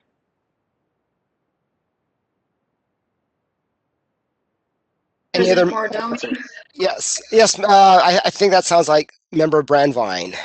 it's Member Brandvine. So a question relative to the statement and ending with when an unregistered optician trainee fits and adjusts spectacle lenses. Everything before then suggests that we have consumer protection by having a registered dispenser physically present. Is there a driver other than we've noted that the 3 number has been in regulation, but what is the driver behind and shall not supervise more than 3 unregistered optician trainees at a time? If we're going for consumer protection, did the DOC think that 3 as a number would be the consumer protection number, would be just a supervisor ratio? It was Can you give a little context? I definitely can. It was a little bit of both. At discussion at the DOC meetings, members discussed whether or not how many they felt that they could reasonably supervise themselves and still ensure consumer protection. And that was something that our members specifically were trying to pinpoint. And they came to the number 3, which coincidentally also happened to coincide with our contact lens dispenser rules regarding training already. And decided that that was applicable not only for supervisory reasons, but also for consumer protection. Okay, thank you. I'd like to make a comment on that too, since I am on the DOC. Go ahead. So I appreciate, Natalia, your comments, but they're also, I think, interpretation of the DOC comments of the past. And so I'm going to weigh in my comments as well, as far as hearing my peers on that committee. And I want to put it in the context of this. Those individuals that we're talking about that were on the DOC during the majority of the discussions are very high caliber managers in the situations that they were employed. And so the standard that they set and the involvement that they had as a registered optician is not guaranteed in the way that this proposed statute's written. So again, it kind of goes back to we're trying to regulate something that really boils down to having staff that's trained and ensuring that that's going on. And just like going back to my example with private optometry, it behooves the optometrist to ensure that their unregistered staff is fully trained and is able to handle the tasks that are appropriate in a professional manner to reduce risk. And it's the same thing that goes on with the situation we're talking about now. If we regulate it in this way, there's still no specific protection for consumers just because we have a ratio going on. Because the optician can just be hanging out and have no involvement whatsoever. And again, I know that the 3 that were on our DOC, that's not their style, but I think it's still a risk point that I just wanted to bring up too. Thank you, Glenn. Any other comments by members of the board? Okay. Everyone's had their say, I hope, and their input. Well, let's take this to a vote then. Without objection. So the motion is to approve the language as proposed by the DOC as is in our materials. Deborah, would you mind calling the roll? Sure.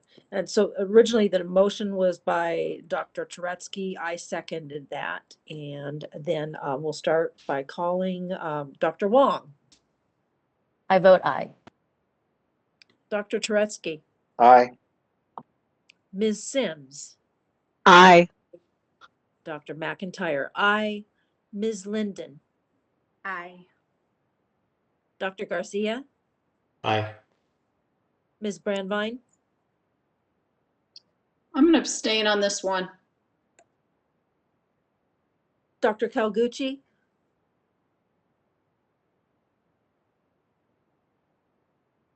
Glenn, still with us? You're muted, Nay. Dr. Kaguchi. Sorry, nay. did he answer? Nay. Oh, nay, thank you. Mr. Mordomi, I'll vote aye.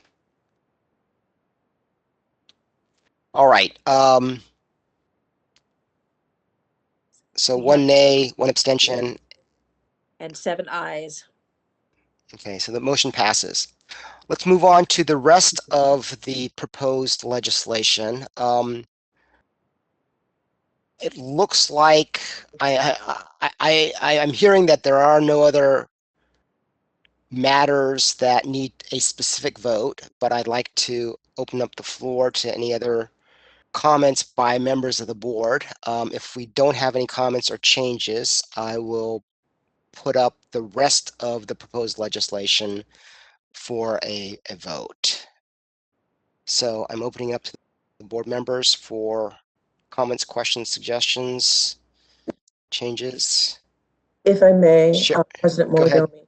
Mordomi, we are finding that at this time there isn't a need to take a position on Assembly Bill 29.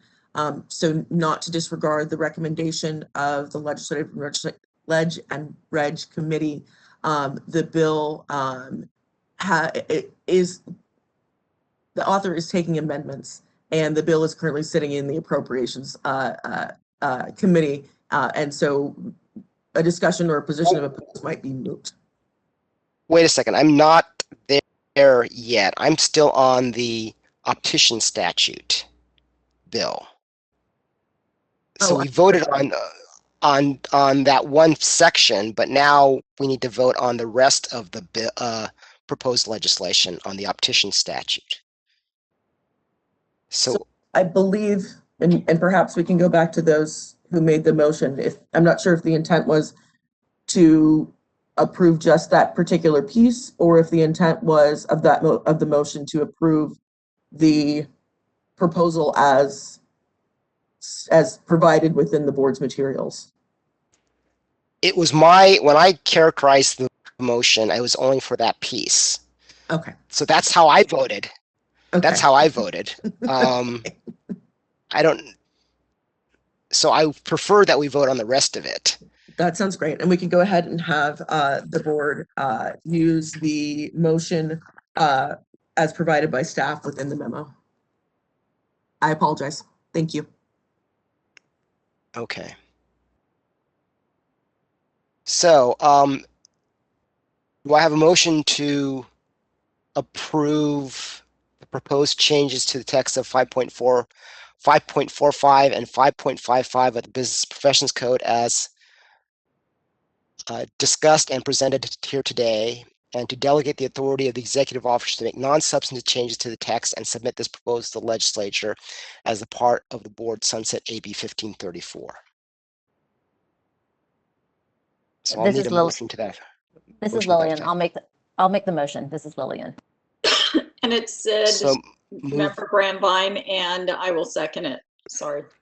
All right, moved and seconded. Let's take a vote.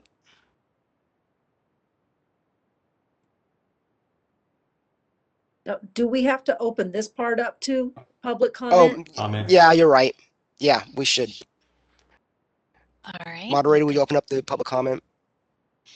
Sure. So the question and answer panel is now available. If any member of the public would like to make a comment, please type. I would like to make a comment using the field in the lower right-hand corner of your screen. We'll give you a moment.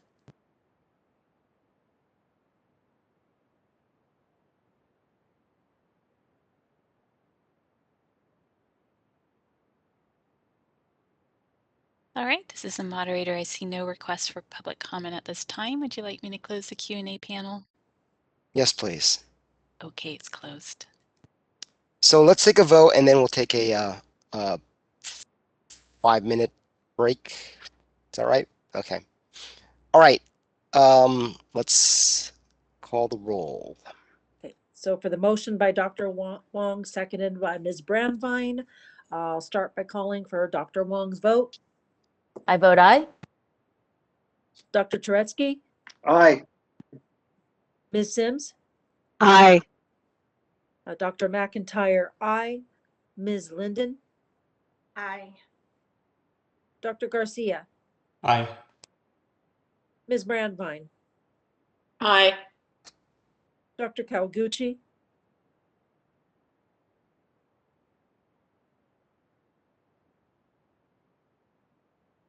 Sorry, no.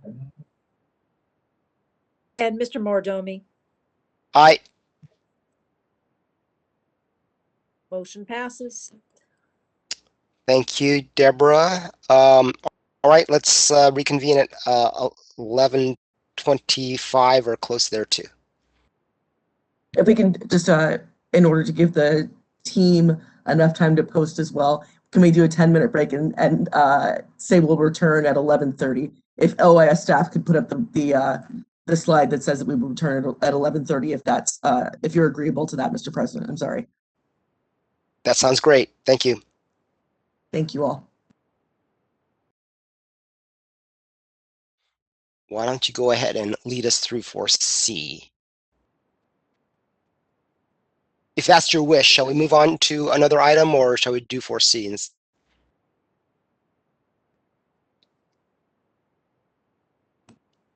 You're muted. Shara? Thank you. If we could, I'm not sure that staff has returned. Okay. Well, while we're waiting for staff, which item would you like me to go to next in terms of, Unless I'm in wrong. interest of efficiency? Mark, have you returned? I'm here. Oh, okay. I apologize. So as I was saying, we're concurrent with the suspense file, and so Assembly Bill 29 has been held in suspense. I don't know, Mark, though, if you've had an opportunity to check the other bills that on which the committee recommended positions. Yeah, so 29, it doesn't appear 29 had got off of Assembly suspense. It looks like all the other bills, including our Sunset Bill 1534, did move out of Assembly Appropriations and onto the Senate process. Excellent. Thank you, sir. So then we can go ahead and discussing all of the items 4C 2 through 6. Mark, can you begin us, please? Certainly. So Assembly Bill 407 by members Salas and Lowe. This is regarding the optometry scope of practice. This bill would allow a TPA certified optometrist to diagnose and to treat acquired keratosis. Did I say that right, license members? Anyway, amblyopia and myopia, goodness, through various types of treatment. The bill is sponsored by COA, and we do not have any information that would, cause us to take an opposed position. So the Legislative and Regulatory Committee has recommended a support position on this bill. And I think just for purposes of housekeeping, if the board wanted to adopt a position, we could take a motion to do so, and then we would inform, or whatever position the board wishes to take, and then we would inform the author's office of the board's position. Mr. Johnson, do you want us to take a vote? I think it makes sense to take a vote bill by bill, unless you have other suggestions. No, I think that would be appropriate. Thank you. Okay. All right. Do we have any members of the board who wish to comment on Assembly Bill 407? All right. I will entertain a motion to take a support position on Assembly Bill 407. I move to do so. Dr. McIntyre moves. Do I have a second? I'll second. Do we have any comments by members of the public? Thank you, Mr. Board President. I will go ahead and open up the Q&A panel. If any member of the public would like to make a comment, please type "I would like to make a comment" and submit it to all panelists. We are displaying instructions. All right, we have a Christine Schultz that would like to make a comment. Christine, I'll let you know when you've been unmuted. You'll have 2 minutes with a 10-second warning. And Christine, you've been unmuted. Hi, this is Christine Schultz, Executive Director for the California Optometric Association. Just wanted to say that I'm here to answer any questions that you may have on this legislation. We believe it's important legislation as it is. There are ongoing discussions, but who knows what's going to happen with that. And the language in front of you is very important to make sure that it gets passed. I think there's a couple of gray areas in the law, and we want to make sure that they're covered. So if you have any questions, I'm here for you. Thank you. The board, do you have any questions for Ms. Schultz? All right, let's move on to the next speaker, if any. All right, this is the moderator, and we have no other requests for public comment. Would you like me to close the Q&A panel? Yes, please. Okay, it's closed. All right, let's take a vote on Assembly Bill 407. Okay, we'll start the vote with Dr. Wong, I vote aye or support. Dr. Turetsky, Aye. Ms. Sims, Aye. Dr. McIntyre, aye, Ms. Linden, Aye. Dr. Garcia, I vote aye. Ms. Brandvine, Aye. Dr. Kawaguchi, Aye. and Mr. Moridomi. Aye. Thank you. Let's move on to, so that was unanimous. Move on to Assembly Bill 691. Okay, Mr. thank you. Johnson, go ahead. Thank you, Mr. Mordomi. AB 691 is by Assemblymember Chow. This bill is currently on consent and is in the Senate, having passed out of the Assembly side of the House. The bill would expand authorizations for a TPA certified optometrist to perform procedures to include a clinical laboratory test or examination classified as waived under the CLIA necessary to detect the presence of COVID. It would also put into law the board's AB 443 regulatory package, which is now actually just out of the public comment process. It would actually put it into law, including our actual application for optometrists to administer immunizations, et cetera, et cetera. There was the LRC had taken a support with amendments position with the idea that the board could perhaps discuss if there was going to be potential amendments. One question that was raised was what exactly the test performed was. Was it a PCR antigen test? It was my understanding that the PCR is the more accurate test and typically performed in a lab setting. COA had said that, confirmed that it was only an antigen test. And there was also a concern raised that perhaps the law was a little too limiting to just the COVID virus. Maybe there would be other variants that might come up.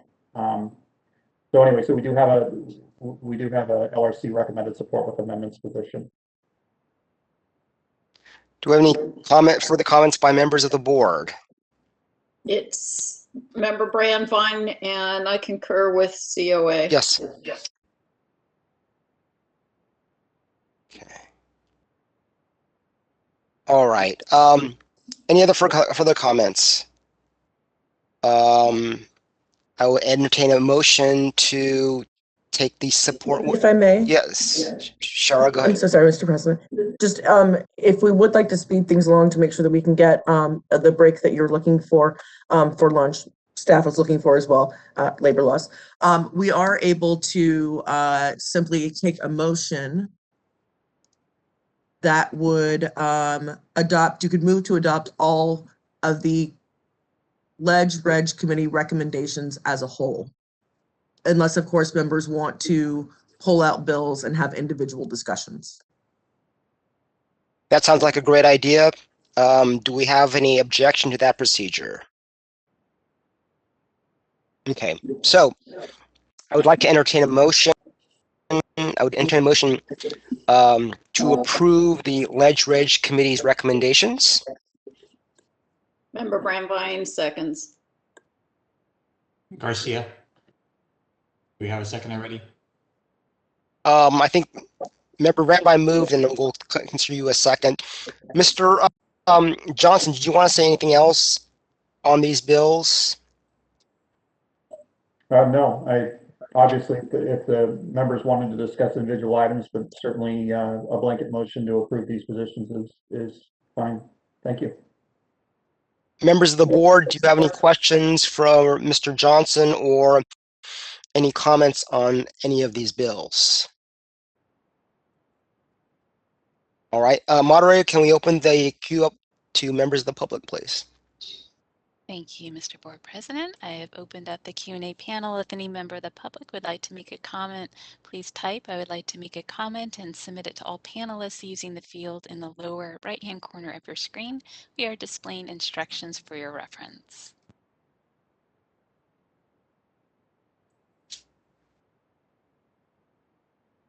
All right, Christine Schultz would like to make a comment. So Christine, you have been unmuted. Great. Christine Schultz, Executive Director for the California Optometric Association. Just wanted to ask for your support for our other pieces of legislation. 691, we can't expand the bill because the urgency clause that's tied to the bill is specific to this emergency. And so we would not be able to expand it. I mean, that's something that we could look at in the future, but if you support, allowing optometrists to do COVID immunizations permanently and be able to do these CLIA waive tests, we'd like your support now.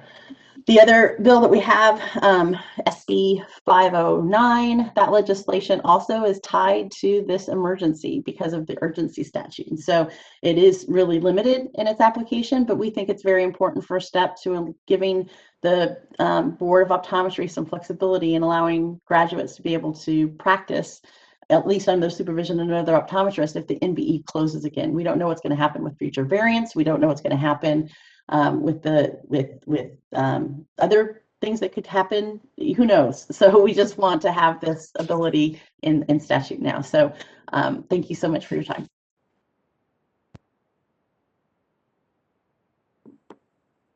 All right. We have no further requests for public comment. Would you like me to close the Q&A panel? Yes, please. Okay, it's closed. So, Ms. Murphy, given what Ms. Schultz has said about, let's see now, 691, does that change the nature of our motion and your ability to take a position for us?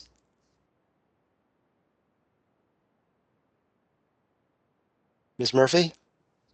I apologize. Just wanted to make sure that I was aware of the exact support with amendments that you would be moving to support, but this would allow staff to continue in the negotiations in order to move the bill through. So I think that, no, it would not change the motion. I think you're still in support and give us the opportunity to continue to discuss the bill's contents with author and with COA. All right. Any further discussion by members of the board? I just want to clarify it. This is board counsel. I think based on I just want to point out item 6 in this memo, the Senate Bill 509, that it appears the LRC recommended position was to not take a position. And since you were just addressing the distinction between what the current recommendations say and, for example, what the public comment just now reflected, I just want to, whichever way you go, as long as you're clear on how that lines up with what you're intending. Thank you. So the motion, as I understand it, is to approve the positions or lack thereof taken by the LRC committee. This is correct. Okay. That is the motion. If the board would prefer to take a position on item number 6, SB 509, then we could ask to kindly, remove the motion, set a new motion, and then move forward with a motion of 2 through 5 and then a change on 6. This was supposed to save time. I apologize. It's saving time. Don't worry. Members, what is your will? There's a motion on the table, and if I don't hear anything, we're going to vote on it. Okay, let's vote on it. So what we're voting on is whether we're approving. Oh, I'm sorry. This This is Lane. Can I make the motion to approve 2 through 5 as the ledge reg has suggested and maybe have a discussion on item number 6? Thank you.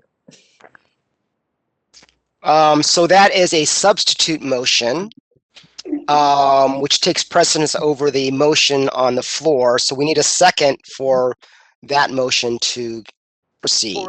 Board Member Sims seconds. I second. That was Board Member Sims, I think I heard. Thank you. So the motion is second. So let's vote on Lillian's motion, which is to approve what's 2 through we've already 5. voted on 2, so it's Oh, sorry. 2 through 5. Is it 3 through 6? Because we already voted on 2, I believe, right? No, it's 3 through 5 then. So sorry. My motion is to approve 3 through 5 as ledge reg has approved and have discussion on number 6. All right. That's clear. Thank you, Lillian. Let's take a vote. Okay, Dr. Wong. Aye. Pardon me, because we have a new motion on the floor, we'll have to check in with the public comment. Thanks. All right, let's do that. Moderator? Thank you, Mr. Board President. I have opened up the Q&A panel. If any member of the public would like to make a comment, please type "I would like to make a comment" using the field in the lower right-hand corner of the screen. We are displaying instructions.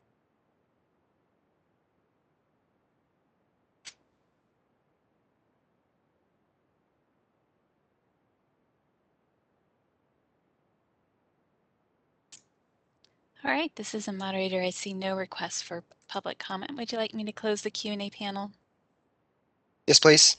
Okay, it's closed.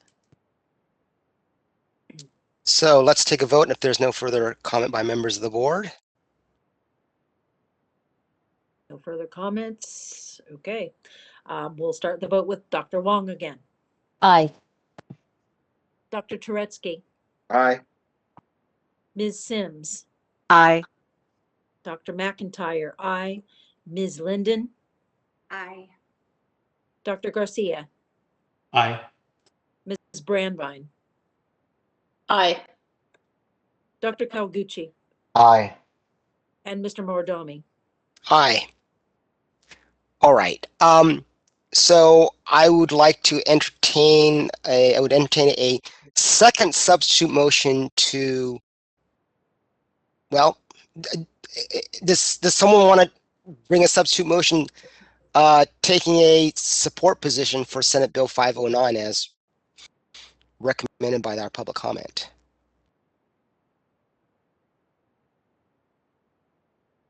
I'll make that motion.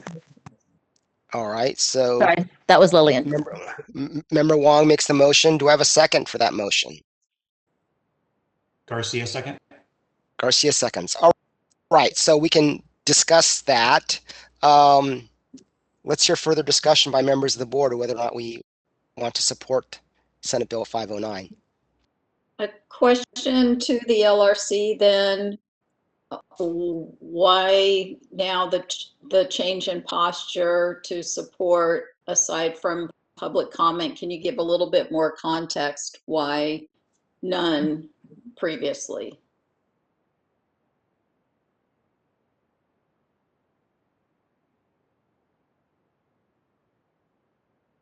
So let's see now. Lillian, Glenn, I think you were on the ledge reg. Forget who else is on the ledge reg. So this, Glenn, I don't have a strong opinion. Support, no position. I don't have a strong opinion at this point. Yeah, this is Lillian. I don't remember why we had no opinion at the time.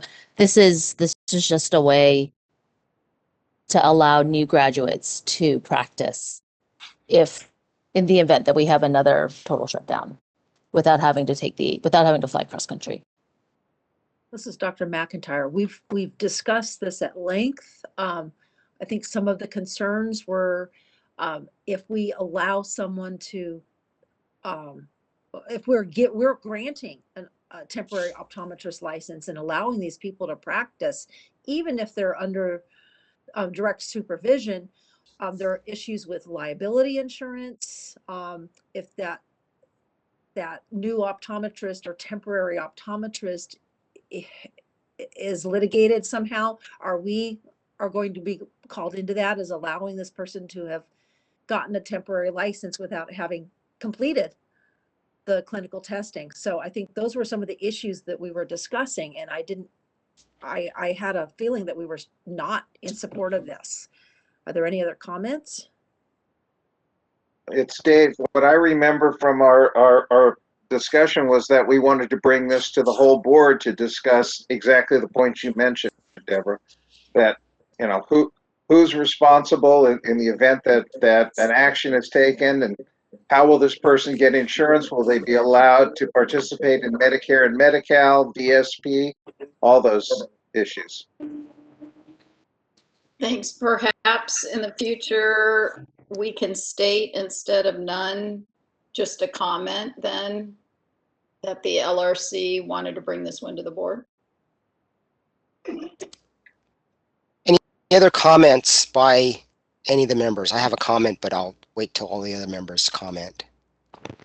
So this, Glenn, when we go back to the LRC meeting, when I ended up voting on no position, it was because it was kind of more of a let's wait and see what happens. I was torn by providing a path for graduating students, but at the same time, I understood that there were things that were need to be vetted out. Hence, part of my hesitancy taking any direction, pro or con. Lillian, you were about to say something? So, yeah, so I guess this is just really, do we support having new graduates be able to, so this is a way so that new graduates can practice in case of another shutdown, and they would be supervised by an optometrist. It doesn't really address liability, malpractice, getting onto any kind of a panel. So I don't know if we want to invite Christine Schultz to see if COA has investigated any of these issues, but this is the 509 is just, can a new graduate practice under the direct supervision of an optometrist? And just to clarify for those people who aren't optometrists, this is currently what all of our fourth year students do. So they all go out on rotations, they see patients, and then they do it under the direct supervision of a licensed optometrist. So they see the patients and then they check in at the end. So currently the liability lies with the doctor and not with our fourth year interns. With the new graduates, the hurdle would be getting malpractice insurance. And so if Christine Schultz could address some of these issues that we're talking about. I don't know if COA's looked into those or not.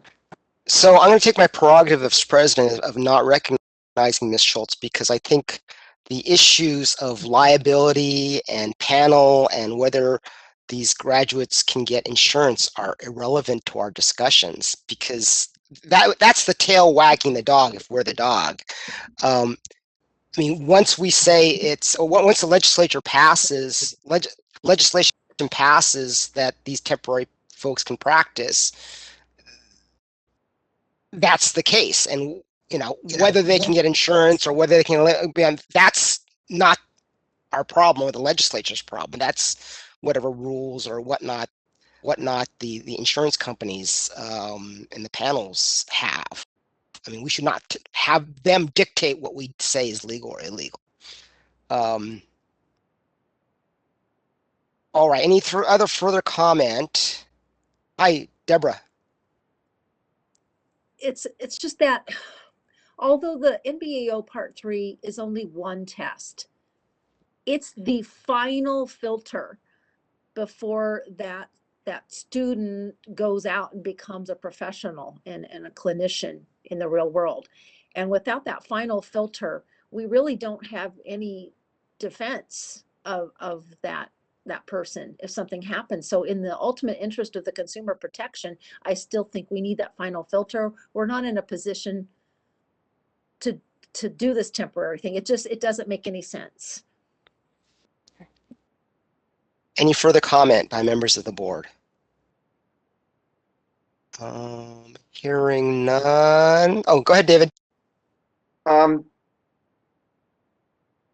know, if you don't know what you're doing after 4 years of school and seeing hundreds of patients, I mean, really, a 2 or 3 day test in North Carolina, I don't see that's.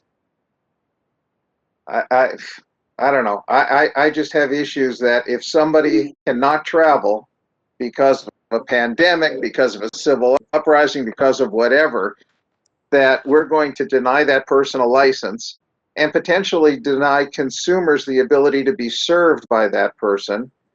I just think it's wrong. If you've got a certificate from Berkeley or Western or any of the other schools or out-of-state schools, you should know what you're doing. And if you don't, then the school really hasn't done their job. And I don't think that one board test over a 2 or 3 day period is really a make or break. That can be postponed if you're under the supervision of somebody that already has a license. Thank you, David. And to add a bit of a correction, excuse me, David, is this bill only relates to the COVID-19 pandemic, and so the civil unrest situation is not exempted under this bill, as Civil unrest due to COVID. Okay. Any other comments by members of the board before we open it up for public comment? All right, moderator. Thank you, Mr. Board President. I will open up the Q&A panel. If any member of the public would like to make a comment, please type "I would like to make a comment" using the field in the lower right-hand corner of your screen. We are displaying instructions for your reference. All right, and Christine Schultz would like to comment. So Christine, you've been unmuted.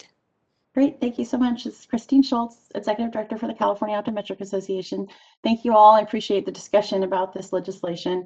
You know, this issue came to us from students, right? Students were very concerned when everything shut down all of a sudden. We didn't know if things were going to open up. We didn't know what was going to happen. And they had to pay, they're worried that they're going to graduate and have to pay on student loans and have no way to practice. So this is an attempt to resolve that problem. It's not perfect, you know, we don't think right now, you know, we've talked to people. I'm not sure that there's a huge number of people that are going to be doing this right now. You know, your own survey said that there would be very few people that would take you up on this right now. But we do think that this is an important thing to have in the statute so that in case there is a problem, in case things do get bad again, there is a way for these people to not be stuck with these student loans and to be able to make a living. This is happening right now in private practices now. The liability is totally on the doctor, the way that we've written it. We've reduced the supervision and tightened it up in the Senate committee, and we've also limited it just to this COVID situations because of the rules of the urgency clause. So we think it's a good bill. We think it's a solution. It's the only solution to the situation, and we'd love your support. Thank you. All right, this is the moderator. I see no further requests for comment. Would you like me to close the Q&A panel? Yes, please. Okay, it's closed. Do we have any further comment by board members or staff? All right, let's take this up for a vote then. So what is the motion here? I believe the motion is to take a support position on this bill. Okay. And who moved and who seconded? I believe, David, you moved? If I didn't, I will. I will so move. Okay. Garcia. Who was the second? Garcia second, yeah. Okay. Okay, then we'll take the vote. Starting with Dr. Wong. Oh, I vote aye. Dr. Turetsky. Aye. Ms. Sims. Aye. Dr. McIntyre, nay. Ms. Linden. Aye. Dr. Garcia, Aye. Ms. Brandvine, Aye. Dr. Calgucci, Abstain? and Mr. Mordomi. Aye. One abstain, one nay, and 7 ayes. Great. Thank you, Dr. McIntyre. All right, where does that lead us? Are we on to the regulations, Ms. Murphy? That is correct. All And I right. will allow our policy So director, Mark Johnson, to begin the staff preview before board discussion. on the mobile optometric offices, item 5A. All right, go ahead, Mark. Okay, thank you. Let me just get my materials pulled up. I'm going to add in our regulations counsel, Danny Rogers, to discussion. I think she's already on here as a panelist. We have Danny Rogers. There she is. Hi, Danny. So we have been working on this proposal pretty extensively between staff and the regulatory counsel, Danny Rogers. And I want to thank her and Christy from the Ledge office and also Matt Nishime. We've had a lot of back and forth on this, but I think we've got the starting point of a good proposal to implement Assembly Bill 896, which would implement BPC section 3070.2. This law allows nonprofits and charitable organizations to provide optometric services to patients regardless of the patient's ability to pay through mobile optometric offices via a new regulation program with our board. This law does require implementation by January 1st of next year. So we are looking to kind of get moving on this one. So at the last meeting in February, there were 2 concerns that were raised by the CPC, and I want to make sure that I'm going to touch on these, and if these are still concerns, then we can certainly discuss. But one of the concerns was about certain charity care providers and their legal status under 3070.2. Some of the examples raised, for example, were Healing California and California Vision Foundation. I did contact both of those folks. They are 501c3, so they would fall under the bill. They would fall under the bill. There was a few other ones that were raised as well, Project Homeless Connect, et cetera. We are a little bit limited by the implementation date of this bill, but if the board wanted to give us direction on further areas of research within the issue for these exemptions or something like that, we can certainly do that. All right, do we have any questions for Mr. Johnson about these regulations?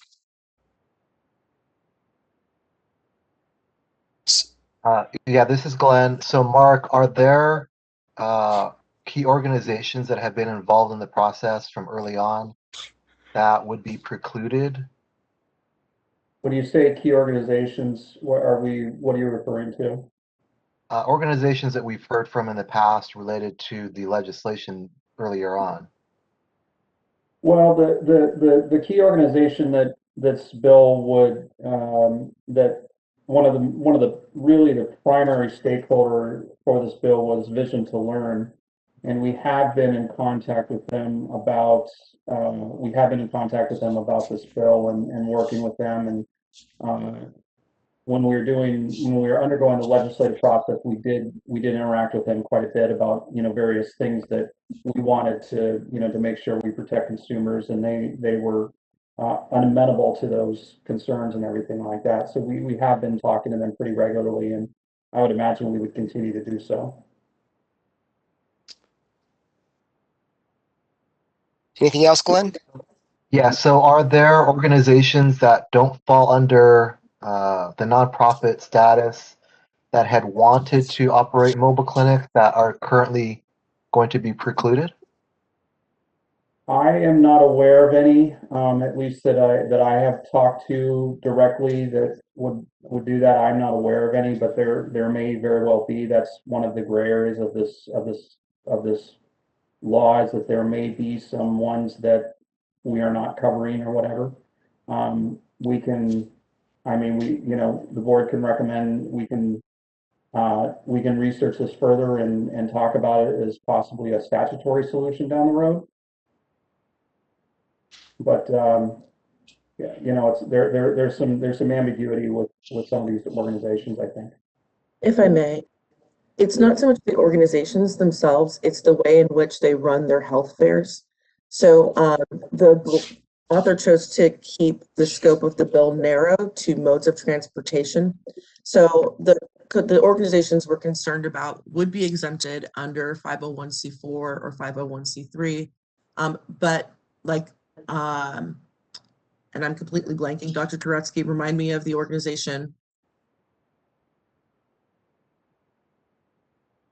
Which the ones that we had discussed: Project Homeless Connect, California Vision Foundation, Healing Yes. California. Healing California particularly, yes. So they don't use a mode of transportation to house the equipment.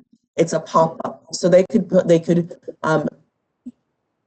offer optometric services in a cafeteria or in a community center. And at current time, we are able to oversee the practice of optometry anywhere, but specifically our statutes say within offices and now within modes of transportation. So it's not so much that those organizations aren't included in the exemption. They're certainly included in the exemption. It's a matter of our oversight in that we're allowing practice in a place that does not over which we don't have jurisdiction within the law. So technical back around, if you pop up somewhere and you're not using a van and you're not in an office, then you technically are under anywhere that optometry takes place, which we do have some loose jurisdiction for within our statutes.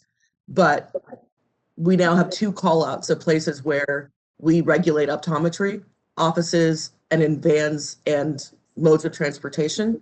And so those pop-ups are neither one of those. So it's not so much that we are concerned that the groups that we wanted to preserve their ability to do these services, they're able to take the exemption. It's just that we now have this gray area where folks are practicing optometry that isn't clearly stated within our jurisdiction. Which is addressed, I think, in the next comment about the definition of what a mobile optometric office is and whatnot. Mark? David, go ahead. So, David. Along with what Shara just said and what Mark just said, so I'm looking at the point here on 3070.2, where legal counsel has determined the definition of other means of transportation could not be refined in regulation to mean a unit or something similar. If you're not driving a van and have the optometric equipment in the van where the person's going to be examined, then you're outside of the statute, and you would be theoretically practicing illegally. Would that be fair to say, Shara? It's practice not explicitly allowed by law. Is that like driving 85 on the freeway as a practice specifically not allowed by the DMV? When there is a sign that says you must drive 65, yes, that is explicitly disallowed by the DMV. The way that this statute, CHP, I'm sorry. The way this statute is worded, then essentially anybody that's trying to provide care for folks, free care for folks that may need it, is going to be potentially penalized. I mean, theoretically, if you really wanted to push it as far as you could, if there was some type of a malpractice case brought against these people, they would be practicing illegally, and their insurance might not cover them. That wording somehow needs to be changed if we're going to allow people that are doing good work to continue to do good work under the law. If I may.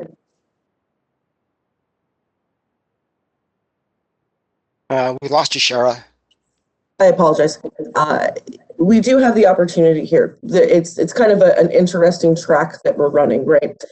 We are today discussing amendments for the discussing language for the regulations, that we're able to get ourselves on the track of regulatory package approval, which we know can sometimes take from 12 to 18 months. But we are concurrently working with the legislature on our sunset bill. And there is some openness by staff within the legislature to provide some cleanup within that bill. Excuse me. And we, although not expressly addressed in the draft amendments, that of course is something that could be addressed in that cleanup language if it is the will of the board, or could be suggested to the legislature if it is the will of the board. Thank you. Other member comments? This is what I would like to do. This is how I understand the landscape. So these regulations address the mobile provision of care, and it's been raised about issues of well, what about pop-ups? That might require a legislative solution. Perhaps we can be creative and do a regulatory solution, possibly. But I don't think we've studied the issue significant enough to understand how big of an issue it is. So I am wary of hanging up these regulations to deal with that issue, since it will require either a legislative fix or a creative regulatory fix. So I'd prefer to move forward with these regulations in the first instance. Whether we go to the legislature in our sunset bill, I personally am not ready to do that because I haven't thought about this issue enough and don't think I could make a decision at this meeting on that particular issue. But I'm willing to, I have an open mind. Any other further comments by members of the board? Otherwise, perhaps a motion to approve the recommendation or the regulations as is in order. Yes, Mr. Johnson. But you're on mute. I see your lips moving, but I can't hear you, Mr. Johnson. I'm sorry, I'm still not used to the WebEx thing. If you'll allow me, just for the purposes of the rulemaking record, to just quickly go through the text and the forms for the board, just so we can have it on the record that the board had reviewed that, or if it is sufficient that it was presented, I defer to legal counsel. If I'd like to go through it just for the record, but if legal counsel feels we don't need to do that, that the materials presented and whatnot are sufficient, then so just want to throw that out there. Sure. In the interest of time, legal counsel, tell us what Mr. Johnson needs to do. I think you guys are probably referring to me, but unfortunately, I have to defer to your legal counsel for regulations. Or I mean, fortunately, but in other words, I'm going to allow her to weigh in. Hi, good afternoon. Yes, yeah, go ahead. Danny Rogers. I think either way, I think as long as the record is clear and the meeting materials cover all of the text and everyone is given an opportunity to comment, and I refer those particular questions about commenting and motions to Ms. Bond, but I think as long as there's a clear record of what you're approving, I don't think there's a need for Mark to go individually through each provision unless that's the board's wish. Okay. All right, why don't we open up the floor to public comment then? All right, this is the moderator, and I have opened up the Q&A panel. If any member of the public would like to make a comment, please type. I would like to make a comment using the field in the lower right-hand corner of your screen. We are displaying instructions. And actually, while that's happening, someone remind me, is there a motion on the table? I had assumed that the motion was to support or go forward with these regulations, but do I need to state that on the record? Do we need a motion and a second? If you want, I could actually make the motion. I don't think we actually did. All right, please make the motion, And and I'll second. So I will move to, what, do you say, you want to say something, Mark? I was going to say. No, I was going to second your motion. No, Mark Johnson, sorry. I apologize, folks. There is a suggested motion in the packet that would encompass all of the things we need to do. Right, I'm gonna read right off of that. I move to approve the proposed text to adopt Title 16, Sections 1583, 1584, 1585, and 1586 to amend Sections 1505 and 1524 of the California Code of Regulations as presented and discussed here today, to adopt proposed ONOP1 and QRT1 as incorporated by reference as presented and discussed here today, and direct staff to submit the text to the OAL for posting for a 45-day comment period, and if no adverse comments are received, authorize the executive officer to take all necessary steps to initiate the rulemaking process, making any non-substantive changes to the package, and set the matter for hearing. Oops, I second. All right, now we can hear members of the public. Thank you, Mr. Board President. There are no requests for public comment at this time. Would you like me to close the Q&A panel? Yes, please. Okay, it's closed. All right. Any further discussion by board members? Mark, it's Dave. Yes, sir. Okay, Sharon, Mark, question then. I am a 501c3 and I set up my stuff in a community center and do examinations throughout the state. And I felt that this law goes into effect, the regulations are passed, and I fill out all the paperwork and I apply for approval to begin seeing patients. This is going to be denied by the board, isn't it? Because I'm not operating in a trailer or van.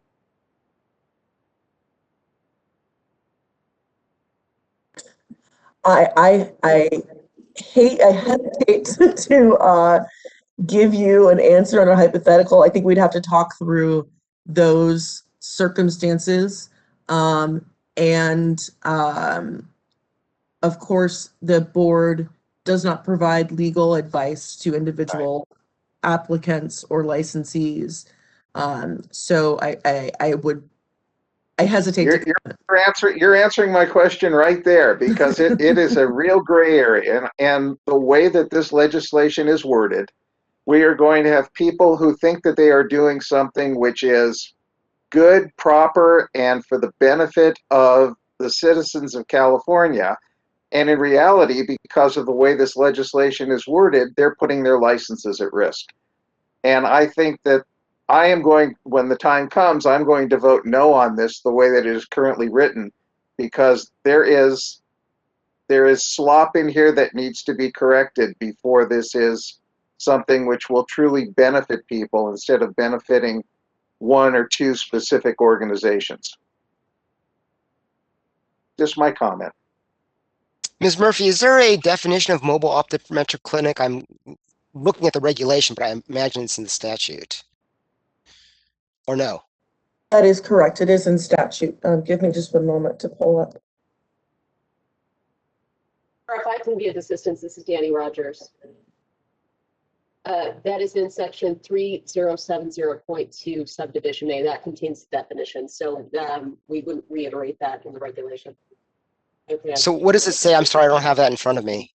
Sure, I'm happy to read it. It states, as used in this section, mobile optometric office means a trailer, van, or other means of transportation in which the practice of optometry, as defined in section 3041, is performed and which is not affiliated with an approved optometry school in California.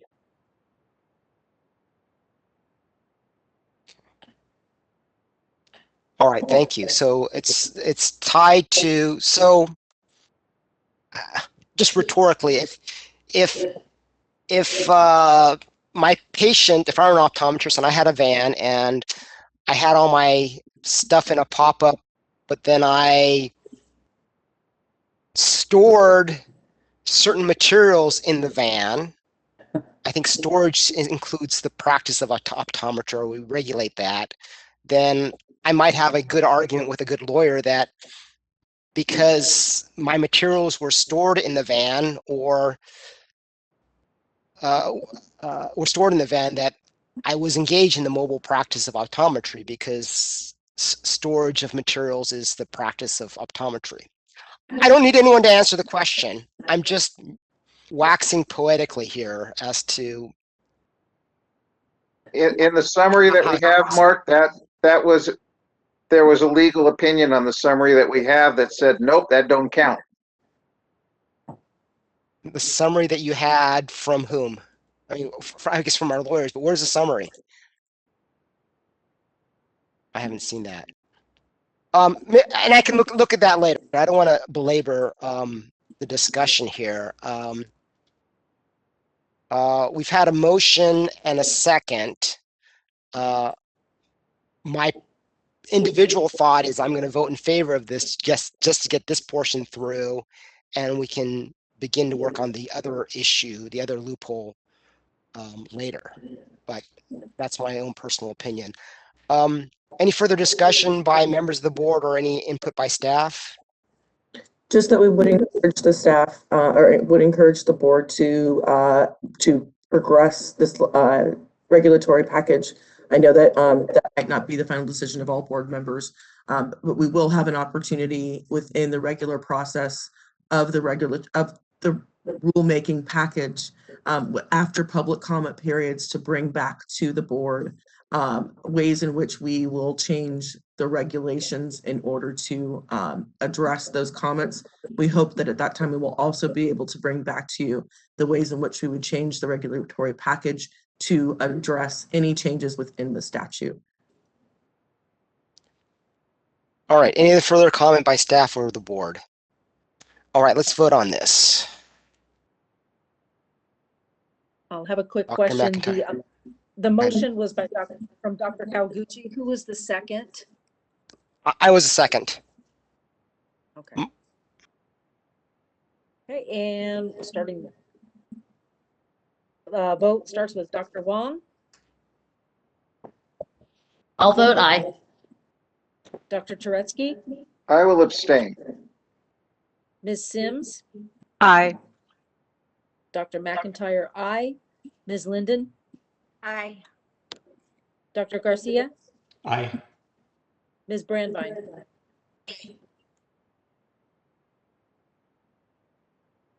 Ms. Brandvine. I'm sorry, I gave it an aye. Oh, okay, sorry. Dr. Kawaguchi. Aye. And Mr. Morodomi. Aye. Oh, one abstain. Everyone else is an aye. All right, next regulation, Mr. Johnson.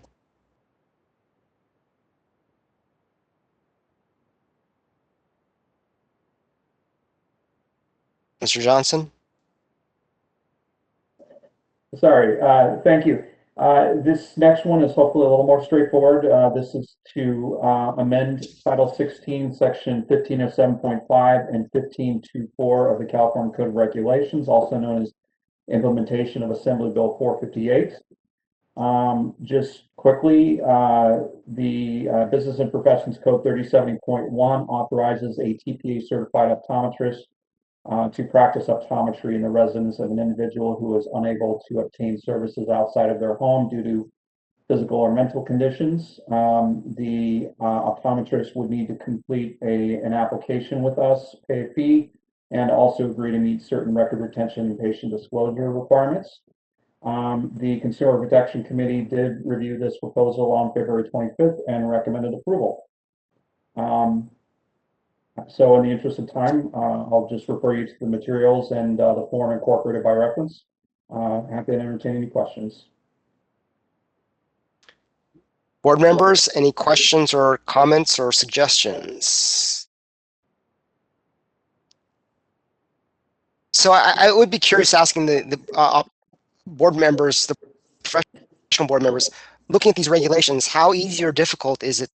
Does it seem to be to get a one of these permits? I don't want it to be so onerous that nobody does this.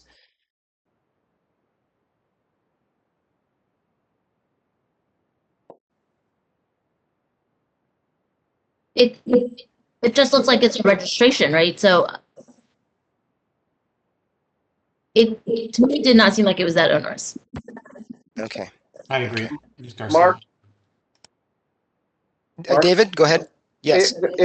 It's not really that onerous. In fact, there's some nice consumer protection details put in there with the consumer notice that has to be verified or it has to be signed off or at least provided to the individual. As I often do, bouncing back to my own specific business where we won't have to get authorization signed off, but we'll still need to present the paperwork to every resident that we see in skilled nursing facilities. The way that this is worded, this means that my group will have to provide 50,000 pieces of paper to the 50,000 residents that we will be seeing every year. And for a green initiative in the state of California, it's sort of wasteful, and there's really no way around it. I've talked with Mark on this, and if we could provide one notice to somebody that would, to a facility, that would be great. But since we're seeing individual patients in nursing homes, we have to provide 50,000 pieces of paper with that notice, and it's not onerous. It's just wasteful.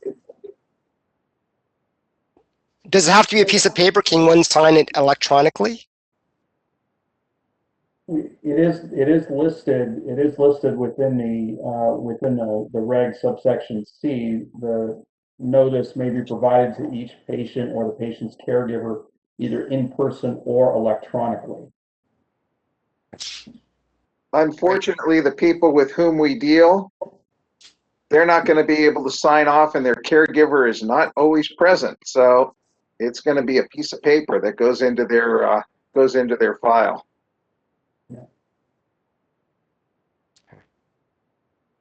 That's all. I mean, it's not onerous, just wasteful. Do we have any further comments by other board members? All right. If not, then we can move to approve this. Let's see now. There is a suggested motion in the materials.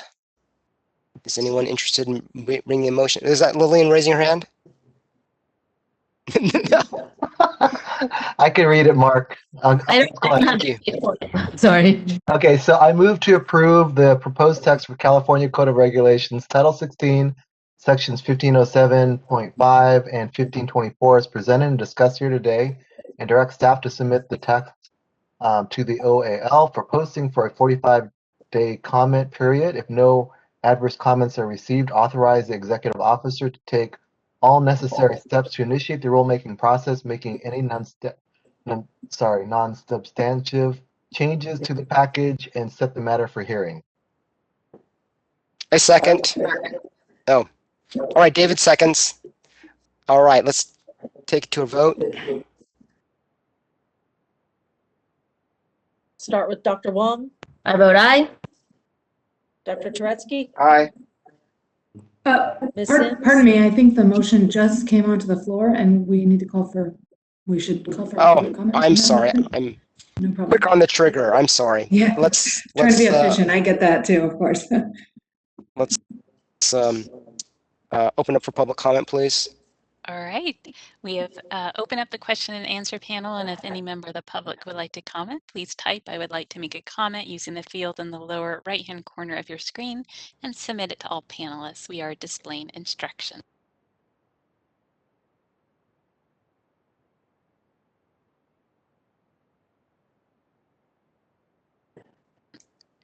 This is the moderator. I see no requests for comment at this time. Would you like me to close the Q&A panel? Yes, please. Okay, it's closed. All right, Deborah, sorry to make you do this again. Fine. Resuming the vote. We'll start again. with Dr. Wong, I vote aye again. Dr. Turetsky, I'm still aye. Ms. Sims, Aye. Dr. McIntyre, aye. Ms. Linden, Aye. Dr. Garcia, I vote aye. Ms. Brandvine, Aye. Dr. Kawaguchi, Aye. and Mr. Muradomi. I vote aye. So moved. All right, so that completes item 5. Staff, I would like to see the opinion or advice that we've gotten on the definition of mobile optometric clinic at a later date. Okay, will do. Thank you, Thanks. members. All right, that leads us for item 6, discussion and possible approval of the board meeting minutes. Okay, let me turn to that. While I'm pulling up the document on my computer, do any members of the public have, excuse me, and members of the board have any comment on the meeting minutes?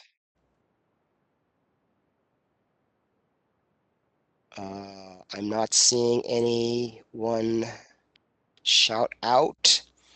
Would anyone offer a motion to approve the minutes? This is Lillian. I'll make a motion to approve the minutes. I'll Do I have a second second? Was Deborah. that member McIntyre. Deborah, Dr. McIntyre? Great.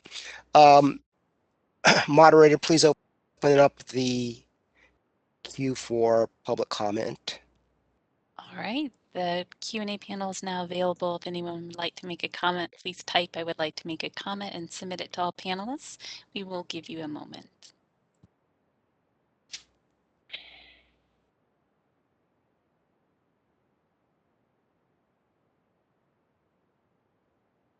This is the moderator. I see no request for public comment. Would you like me to close the Q&A panel? Yes, please. Okay, it's closed. All right. Dr. McIntyre, may we have a roll call, please? Dr. Wong, Aye. Dr. Turetsky, Aye. Ms. Sims, Aye. Dr. McIntyre, aye. Ms. Linden, Aye. Dr. Garcia, Aye. Ms. Brandvine, Aye. Dr. Kawaguchi, Aye. Mr. Mordomi. Aye. All right, that leads us to item 7. Ms. Murphy, what's your pleasure shall we continue with this order? Yes, please. We do have our representatives from the DCA Executive Office and the DCA Budget Office. We can start with Ryan Perez with the Executive Office. I believe he has been elevated to panelist. Good afternoon now, Board President Mordomi and board members, Board Executive Officer Murphy, and board staff. I'm Ryan Perez with the Board and Bureau Relations Office at the Department of Consumer Affairs. Thank you for allowing me this opportunity to provide a department update to the board. I would like to welcome Uni Linden and Sandra Sims as the newest public members of the board. Congratulations on your appointment, and thank you for your willingness to serve to advance the board's charge of protecting the public. On May 13th, the Centers for Disease Control and Prevention announced additional updates to mask guidelines, including various circumstances when masks are not required for fully vaccinated individuals. California will keep the existing mask guidance in place until June 15th, when it aims to fully reopen the economy. All employees and visitors must still wear masks while at all DCA locations. While more than 16 million Californians are now fully vaccinated, there are still many others that are not, and the threat of variants remain. Californians need to remain vigilant and continue public health prevention measures like wearing masks when appropriate and getting vaccinated. DCA will continue to communicate updated guidance to boards and bureaus. DCA is receiving many questions about when and how boards will be able to meet again in person. And while I don't have a definitive answer today, I would like to offer some clarification. As you know, the ability of the board to meet remotely is tied to the governor's executive orders and the state of emergency. When these are lifted, the board will be required to follow all aspects of the Open Meetings Act, which includes publicly noticed and accessible locations. We do not know yet when this will happen or if any changes in the law will occur prior to those dates. DCA will do all it can to assist the boards and bureaus to transition safely and with enough time to plan for in-person meetings. Boards and bureaus are looking ahead to what changes can be made permanent for efficiency and employee well-being, such as eliminating paper processes and maximizing telework where appropriate. I encourage all members and the public to visit DCA's COVID-19 website for updates and resources on the state's reopening plan, public health guidance, vaccinator resources, vaccine distribution, and more. As always, one of our top priorities here in Board and Bureau Relations is appointments. Currently, the board has 2 vacancies, a public member and a registered optician member. Additionally, members Brandvine, McIntyre, and Turetsky each have their terms expiring on June 1, but they do have a grace period to consider, which allows for extended service. I can assure you that for DCA and all of the appointing authorities, filling current and upcoming vacancies will always be a priority. If any members know of any great candidates, or if any members of the public attending the meeting today are interested in serving, please find the link titled Board Member Resources on DCA's homepage to apply for an appointment. Finally, a reminder about required trainings for board members. 2021 is a mandatory sexual harassment prevention training year, which means all employees and board members are required to complete the training during this calendar year. As a reminder, newly appointed and reappointed board members are required to attend board member orientation training within a year of appointment or reappointment. DCA is excited about the new and improved training, which has been updated based on board member feedback and requests. The next training will be held on June 23rd via WebEx, and the final scheduled BMOT date for 2021 is going to be October 13th. So to register, please visit DCA's Board Member Resource Center located at dca.ca.gov. On the subject of training, Board and Bureau Relations has been actively providing training to board leadership, including presidents, vice presidents, and executive officers on various subjects intended to enhance their understanding of their various roles. These trainings will continue to take place at regular intervals. So when considering nominations for your upcoming election for board officers, just know that whoever is elected will be supported and set up for success leading the board. As always, Board and Bureau Relations is here to help, and if there's anything that we can do to assist, please do not hesitate to reach out. This concludes my presentation, and I will hand it back over to Board President Morodomi. Thank you.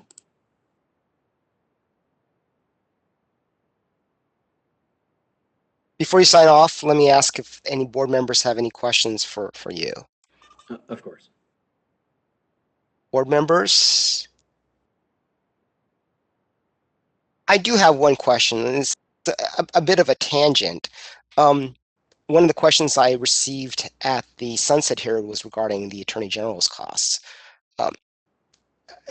And maybe this is minutia, but in every case that comes for settlement before the board, the Attorney General issues an accusation or spends time drafting an accusation, and then there's the settlement. It seems like, frankly, a possible waste of time that the Attorney General is forced to write 2 documents as opposed to 1 settlement. When I practice law, I don't have to file a complaint before I can settle a case. I can settle a case right away. I'm sure this is a cost that all boards and bureaus in DCA are incurring, but it is a step that could be eliminated through a statutory change. I just invite DCA to consider that, whether or not that step is actually necessary when you have a willing defendant or respondent who wants to settle the case without incurring extra time and effort. That's my only comment for you. And seeing no other comments by other members of the board, let's move on to the budget office. Fantastic. Here with us today, we have Bikram Dhaliwal, who is her assigned board budget officer. Mr. Dhaliwal. Thank you, Shara. Good afternoon and happy Friday, President Morodomi and members of the board.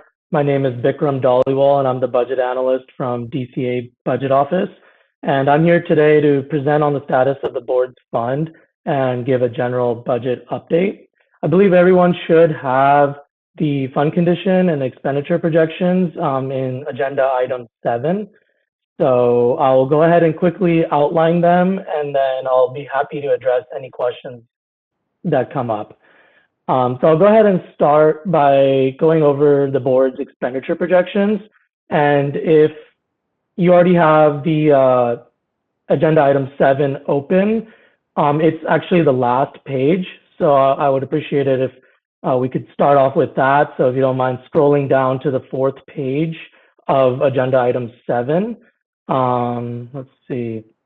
So everyone should see it's label at the top left. It says State Board of Optometry Fiscal Year 2020-21 Budget Report. Those are the expenditure projections. And so these are for fiscal month 9, and which it accounts for data through the month of March. And so based off these projections, the board will revert about 16.2% of its budget, which is roughly $355,000. And that's the number at the bottom right, actually. So that's basically where I'll get to. But to start things off, the first section of the expenditure projections are the personnel services. So those are your salary and wages and staff benefits for the most part. And for the current year, 2020-21, through the month of March, it looks like as of now, about 69% of the total budget for personnel services has been expended. And that's below 9 out of 12 months, which would be 75%. So it looks like there are some savings coming from there, even when I project for any positions being filled or additional expenditures coming from benefits and temporary help. It looks like there'll still be about $70,000 in savings coming from personnel services, which is ultimately good news because that is going to help the bottom line in terms of overall savings or reversions, which are interchangeable terms.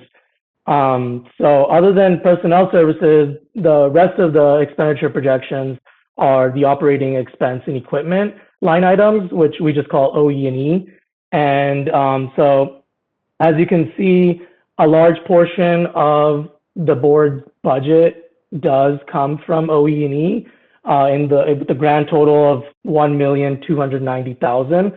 And so it's broken out by all those different line items, specifically things like Attorney General, DCA pro rata, general expenses, facilities, which covers rent and lease expenditures, and any interagency contracts like with OPES for an occupational analysis and et cetera. So all those line items are broken out in that middle, the budget for them at least is broken out in that middle column that's highlighted yellow, current year revised budget. And overall, even though there are some line items where it looks like by the end of the year, there might be a slight over expenditure. That's where you see any numbers in that right column that are in red. Despite the fact that there are some in red where we might be projecting an over expenditure of what the budget amount for those line items are, it doesn't get too, overall they get absorbed by all the reversions, specifically from personnel services and also from large line items like, let's see, we have Attorney General. There's 186,000 almost projected to be reverted from just AG. And that is going to play a big part in absorbing any over expenditures of any of the other OE&E line items. There's also savings projected from general expense, travel, and interagency services for that occupational analysis. So overall, that's how we get to that $355,000 reversion that I was referring to, because $70,000 comes from personnel services and about $285,000 in reversion from OE&E. So when you combine those two numbers, we get the grand total of 355,000, and that's equates to about 16.2% of the board's budget in savings, which is ultimately going to help the fund because less money is being taken out of the fund. So that is overall good news in the sense that that displays fiscal,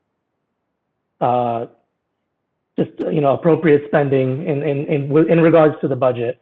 So if there aren't any questions on the expenditure projections, I'll go ahead and jump into the fund condition, which is on pages 2 and 3 of agenda item 7. But I'm more than happy to answer any questions regarding the expenditure projections before I move on. Board members, any questions at this point? All right, continuing, Mr. Sir. Bikram Dalio, but yeah, you could just call me Bikram. But I'll go ahead and move on to the fund condition, which is on pages 2 and 3. It's broken out. I think page 2 covers the revenue, and then page 3 it's broken out just because of the length of it. That's where the expenditures are. But I think at the previous meeting in February, I was able to go over 2019-20, which is that first column, and those are actuals. So we've already covered that in the past. So I would like to spend more time discussing current year 2020-21 because that does include fiscal month 9 projections that I plugged in both for revenue and for expenditures. So I know I just covered the expenditure projections, but the number that I'm projecting by year end is actually on that fund condition because we believe that's the best way to actually give a more realistic and accurate picture of where the fund will end ultimately at the end of the fiscal year. And let's see. So the fund balance, fund condition. So as I mentioned, it displays actual year-end figures for 1920 and then fiscal month 9 projections for revenue and expenditures for the current year. And then for budget year for the 21-22, those numbers tie to the governor's budget, which was released in January. And so as I mentioned, we do believe that these are the most up-to-date figures and accurate depiction of where the fund balance will end at the end of the year. And the good news is that the board's projected revenue is on track to collect about 2.1 million by the end of the fiscal year. And I'm fine-tuning those numbers every month as I get more data. Just in a week from now, I should even have fiscal month 10 numbers because those usually come in at the kind of towards the end of every single month. So as I am tracking the revenue every month, it looks like overall the board is on track to collect more than what was anticipated when the governor's budget was prepared earlier in the fiscal year, which is ultimately good news because that helps the bottom line. And in regards to the bottom line, going back to the expenditure projections, the board is on track to save about 355,000 in regards to its overall budget.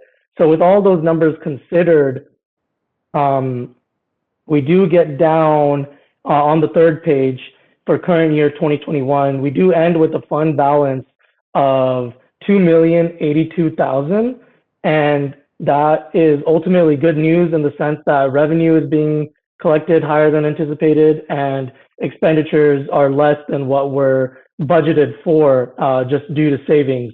So with everything considered, that does leave us with 8.2 months in reserves, which you have to take with a bit of grain of salt because as everyone might be aware, in budget year 21-22, that is when Optometry's fund and RDO's fund are going to merge. So when you look at the months in reserve, it takes into account the total expenditures for the next year, for budget year. And obviously the expenditures for budget year are higher, the budgeted amount is higher than the current year because we're combining those two funds. So that's why you see an 8.2 months in reserve, which might look like it's a sharp decrease from the 12.6 in the prior year, but we have to also take into account the fact that the budgets are being merged, and so there's some number crunching to do there.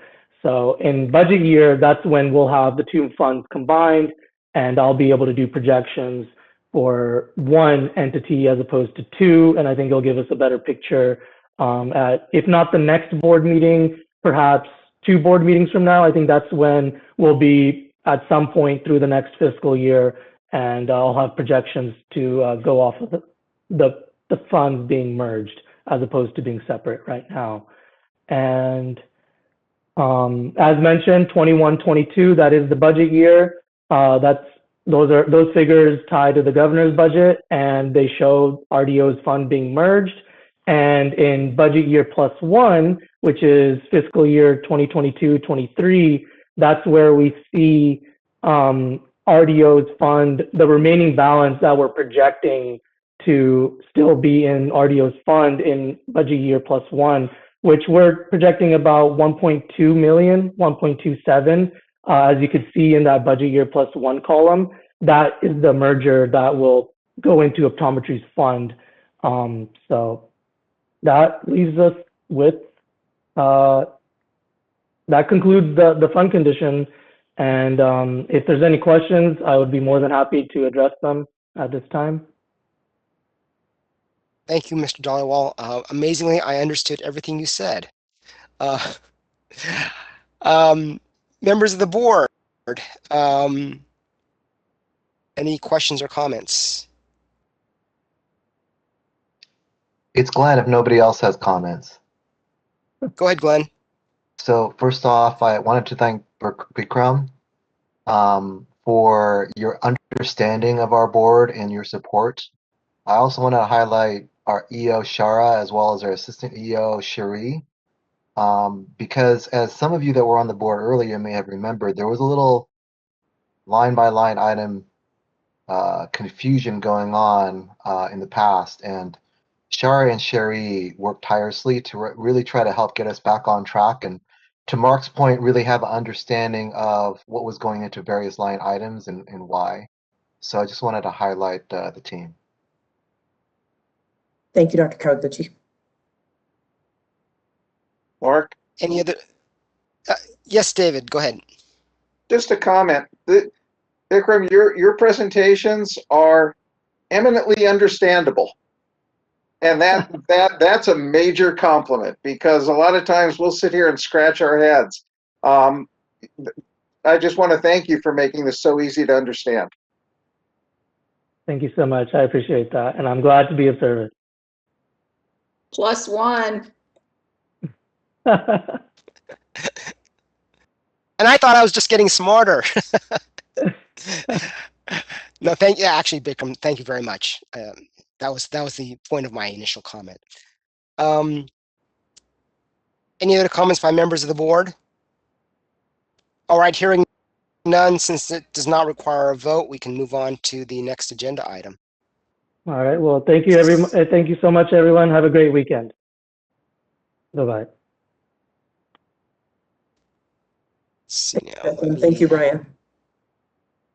All right, today we're going to move to the executive officer's report, and we have the pleasure of hearing from our lead enforcement analyst, Terry Villarreal. I believe that Terry has been promoted to a panelist, but I could be incorrect. So we have 7 minutes or 6 minutes before we take our lunch break. We can go ahead and start if 6 minutes is enough, or we can start early. Well, why don't we just go ahead and start for 6 minutes and then stop at 1 o'clock sharp? At least I need to. Glenn, can you take over the chair at this point until we break? Yeah, that's fine. Thank you. Okay. Then yes, we'll start with the enforcement program report from Terry Villarreal. Good afternoon. Well, yes, good afternoon. Sorry. Agenda item number 8A is the enforcement report. You'll see the disciplinary actions that were taken against an optometrist and opticians for the third quarter, listed here on the cover page.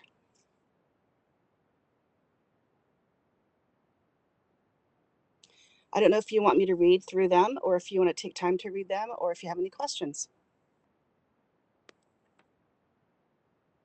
I'd just like to make a comment if that's okay. Sure. And just really for the benefit of our two newest members, there's two spectacle lens dispensers that are listed on this report, having their license revoked. That essentially that doesn't prevent them from working for an optician or an optometrist. Those people could still go back to work, do exactly what they were doing for really anybody, an optometrist or an optician. They just could not work independently. They'd have to be under somebody's supervision. But in the case of the first person, the one with spectacle lens dispenser 4222, that person was impersonating an optometrist, writing a prescription for medication, and they could lose their job there and go work for somebody else, and there's no repercussions whatsoever. They're just no longer a spectacle lens dispenser. There's something wrong with that, but I just wanted to bring that to the attention of our newest board members, that's something we have discussed in the past regarding folks working under somebody else's license. My only comment.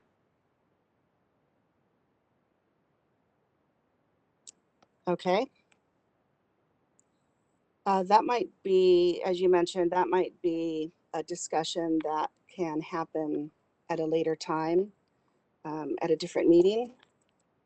Yep, I'm just making the point, that's all. Okay, thank you for that. Any other questions or comments? Okay, the second document is the statistics for Q3 for this fiscal year 2021. It is the cases received and closed by optometrists and opticians, in addition to the other categories, the average number of days to close cases, the ones that are pending, and referred to the Attorney General and pending at the Attorney General, and final disciplinary orders.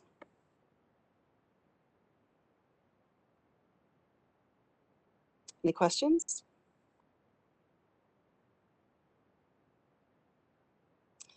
So the third Thank you very chart. much, Terry.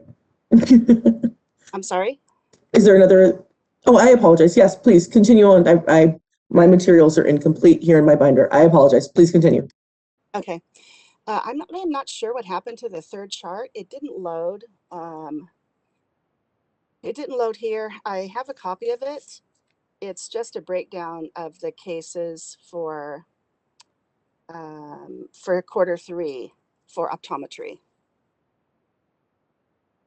I'm not sure if OIS just wasn't aware that it didn't load or what, but the fourth chart is a breakdown for the closed cases for optometry. And the fifth and sixth charts are a breakdown of the opticianry cases received and closed.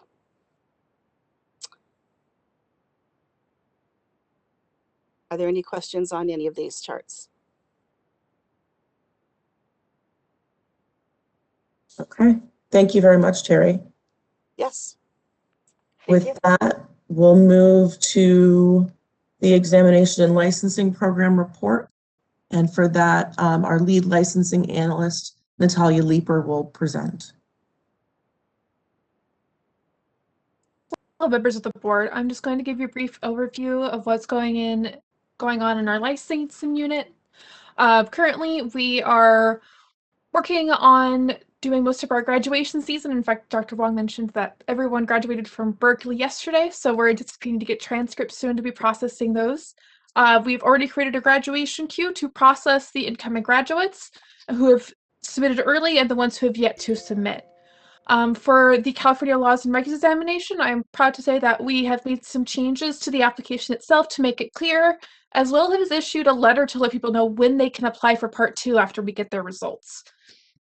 For opticianry, what I can say is that ABO and NCLE is seeming to keep the requirement of testing every month instead of every 3 months, which seems to be working out really well for them, and it actually spreads out our workload, so it's actually been beneficial for us as well. We are looking into hiring a new optician program technician. We just reviewed apps, and we're going to be scheduling interviews shortly, and it'll be nice since that position has been vacant for most of this last fiscal year. I do have the stats attached. Were there any questions regarding my comments regarding the program or the statistics? What's your timing on getting that person in place and trained up? So right now we're looking to do interviews at the beginning of June, and I'm very much hoping that they'll be able to start the beginning of July. And getting them trained, it usually takes about 3 weeks for us to get into training. And once that, so we're looking at mid-July when the person's fully trained. Do you think it's going to be hard to have a busy season for optometry licenses with the new person coming in? How are you planning to kind of get them to help you without getting in your way? Yeah, so that has something I've considered and I brought up with Char and Tree, and I've come up with a plan during the slow time I have now to record some trainings ahead of time to give to the person when they get here. Working from home has been interesting. We've been doing a lot of teletraining. So the idea is to record some videos for them to hopefully make the process a little easier when I am busy and slammed with optometry graduates. So that's the plan right now. I haven't recorded those yet because we're still busy, but that is the idea. Good plan. I like it. Excellent. If there are no other questions or comments from the board, we are at 102. I believe you'll see that our regulatory update gives you the timelines. We passed some of our most important regulatory packages today. I'm super excited to provide you the materials for 8D for our 2021-2025 strategic plan update. We worked extensively with Solid, our friends who moderate each of our meetings. Again, Tricia worked with us on this, on the action plan. And so you'll see within the materials some very concrete steps with timelines about how we as staff plan to bring to fruition the objectives and goals set out by the board within the strategic plan. So I was very excited that we got an opportunity to go through that in 3 days that Solid spent with us going through that. Again, absolutely love Solid and just want to thank them so very much for the work that they have done with us in that. So glad to see the team's commitment and thought process in those documents for all of you. Board members, I apologize. I need to go at 1, so I see if you can continue, but I assume you have a quorum without me. No, it was just my intention to let you know that for COVID-19, we are still working a sliding schedule so that folks are in and out of the office for safe distancing and, of course, the business processing of the board. And with that, and of course, Dr. Calucci, you want to take future agenda items, that would be the end of our report here. How about 8D and E? Are we going to go through those now, or? So that was not my intention. As I said, there are pretty large, a large document there, and I want to present that to the board. The work of the staff that's detailed out with timelines and specific tasks. So to let you see where we will be headed in order to bring to fruition your objectives. We will, of course, as stated within the plan, be bringing these individual action plans to each of the committees. In your, I think, really smartness. It's almost lunchtime. It was great to see the board assign individual goals to individual committees. And so we will be bringing these action plans to you for discussion in detail to each of those committees. And on COVID, we continue to be one of the few DCA buildings within Sacramento that has not had a COVID outbreak. Pat on the back for us. We've continued to practice great DCA, great social distancing. And as I said, we continue to work on a rotating schedule so as to allow folks plenty of in-office time for those tasks that are required within the office, but also the safety of distance in order to ensure everyone's health. Great. So if the board's okay with it, let's go ahead and move on to agenda item 9, future agenda items. Does anybody have any items for the future you'd like to propose?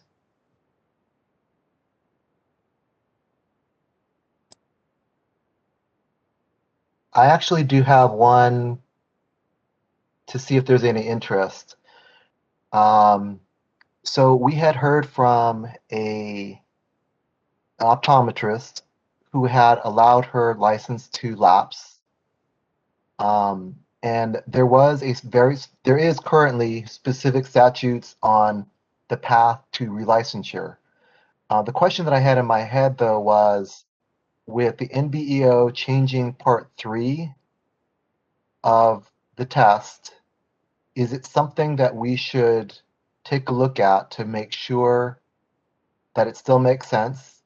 Is the timing of 3 years, which I believe is in current statute, still appropriate? So it was just a point in my head because I remember her last ask of us when that doctor presented to us at a board meeting was, could you please consider to make sure that it all makes sense? So just wanted to throw that out there. I don't know if some of you remember that meeting, but it was a meeting that was in San Jose. It was the last meeting before COVID. Right. And that was Dr. Sarah Aravani. And we have put in place some additional protocols. What we saw there that she brought to us was a lack of understanding on the part of the licensee and some muddled communication from the board regarding the way to reinstate if you are not directly practicing or keeping your license current. So we have instituted some very clear instructions for licensees considering that. Pardon me. I pardon me real quick. apologize. No, it's okay. A couple things. I just want to make sure we don't go into an actual discussion on the item. So either it can be put on for another meeting and you guys can, and everyone can figure out these details. And then secondly, I do want to make sure after the EO reports and the future agenda items and with a chair kind of able to cover for the president at the moment, I just want to make sure we also catch public comment before we run off to, you don't have to do it right now, but I thought it would be helpful to do that before we run off to any lunch break. So just those 2 items. Thanks. Perfect. Thank you, Rebecca. All of that was to say, I think all of you will recall that it was a pretty heart-wrenching story from Dr. Iravani. We've worked on procedures in order to ensure that there's clear communication and dates set so that those licensees who are interested in pursuing an active or inactive license are aware of the timelines needed. But I do think that the next step is, as Dr. Kawaguchi sets here, an opportunity for us to take a look at this statute as a whole. Okay, any other future agenda items? So can we do a joint, Rebecca, can we do a joint? I think I heard somebody chiming in for, go ahead. Go. McIntyre. And at what point are we going to be addressing again the CE requirements for the vaccinations? Is that going before the Practice and Education Committee before it comes back to the board? That is correct, yes. Okay, so that will be agendized for our next Practice and Education Committee. Thank you. Of course, you're welcome. Okay, any others? So Rebecca, can we combine agenda items 8 and 9? Okay, you can just ask for public comment before we. Mine and Monterey, can you open that up for us? Thank you. We'll go ahead and open up the Q&A panel. If any member of the public would like to make a comment, please type "I would like to make a comment" using the field in the lower right-hand corner of the screen and send it to all panelists. We are displaying instructions.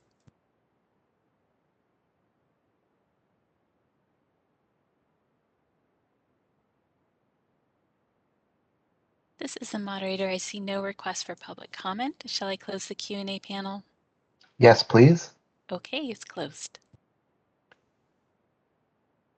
Okay, so Shari, you have to confirm, but we have a hard restart at 2 o'clock, correct? So we're going to adjourn for lunch, and then we'll all be back precisely at 2 o'clock. Yes, for closed session that will be closed to the public. Thank you. Thank you, board members. No, pardon, no, hold on, No, no, it petitions starts off come open, first. right? Oh, I'm sorry. We are public hearings at 2 p.m. You can tell that it's time for me to have lunch. I'm trying to rush the day along.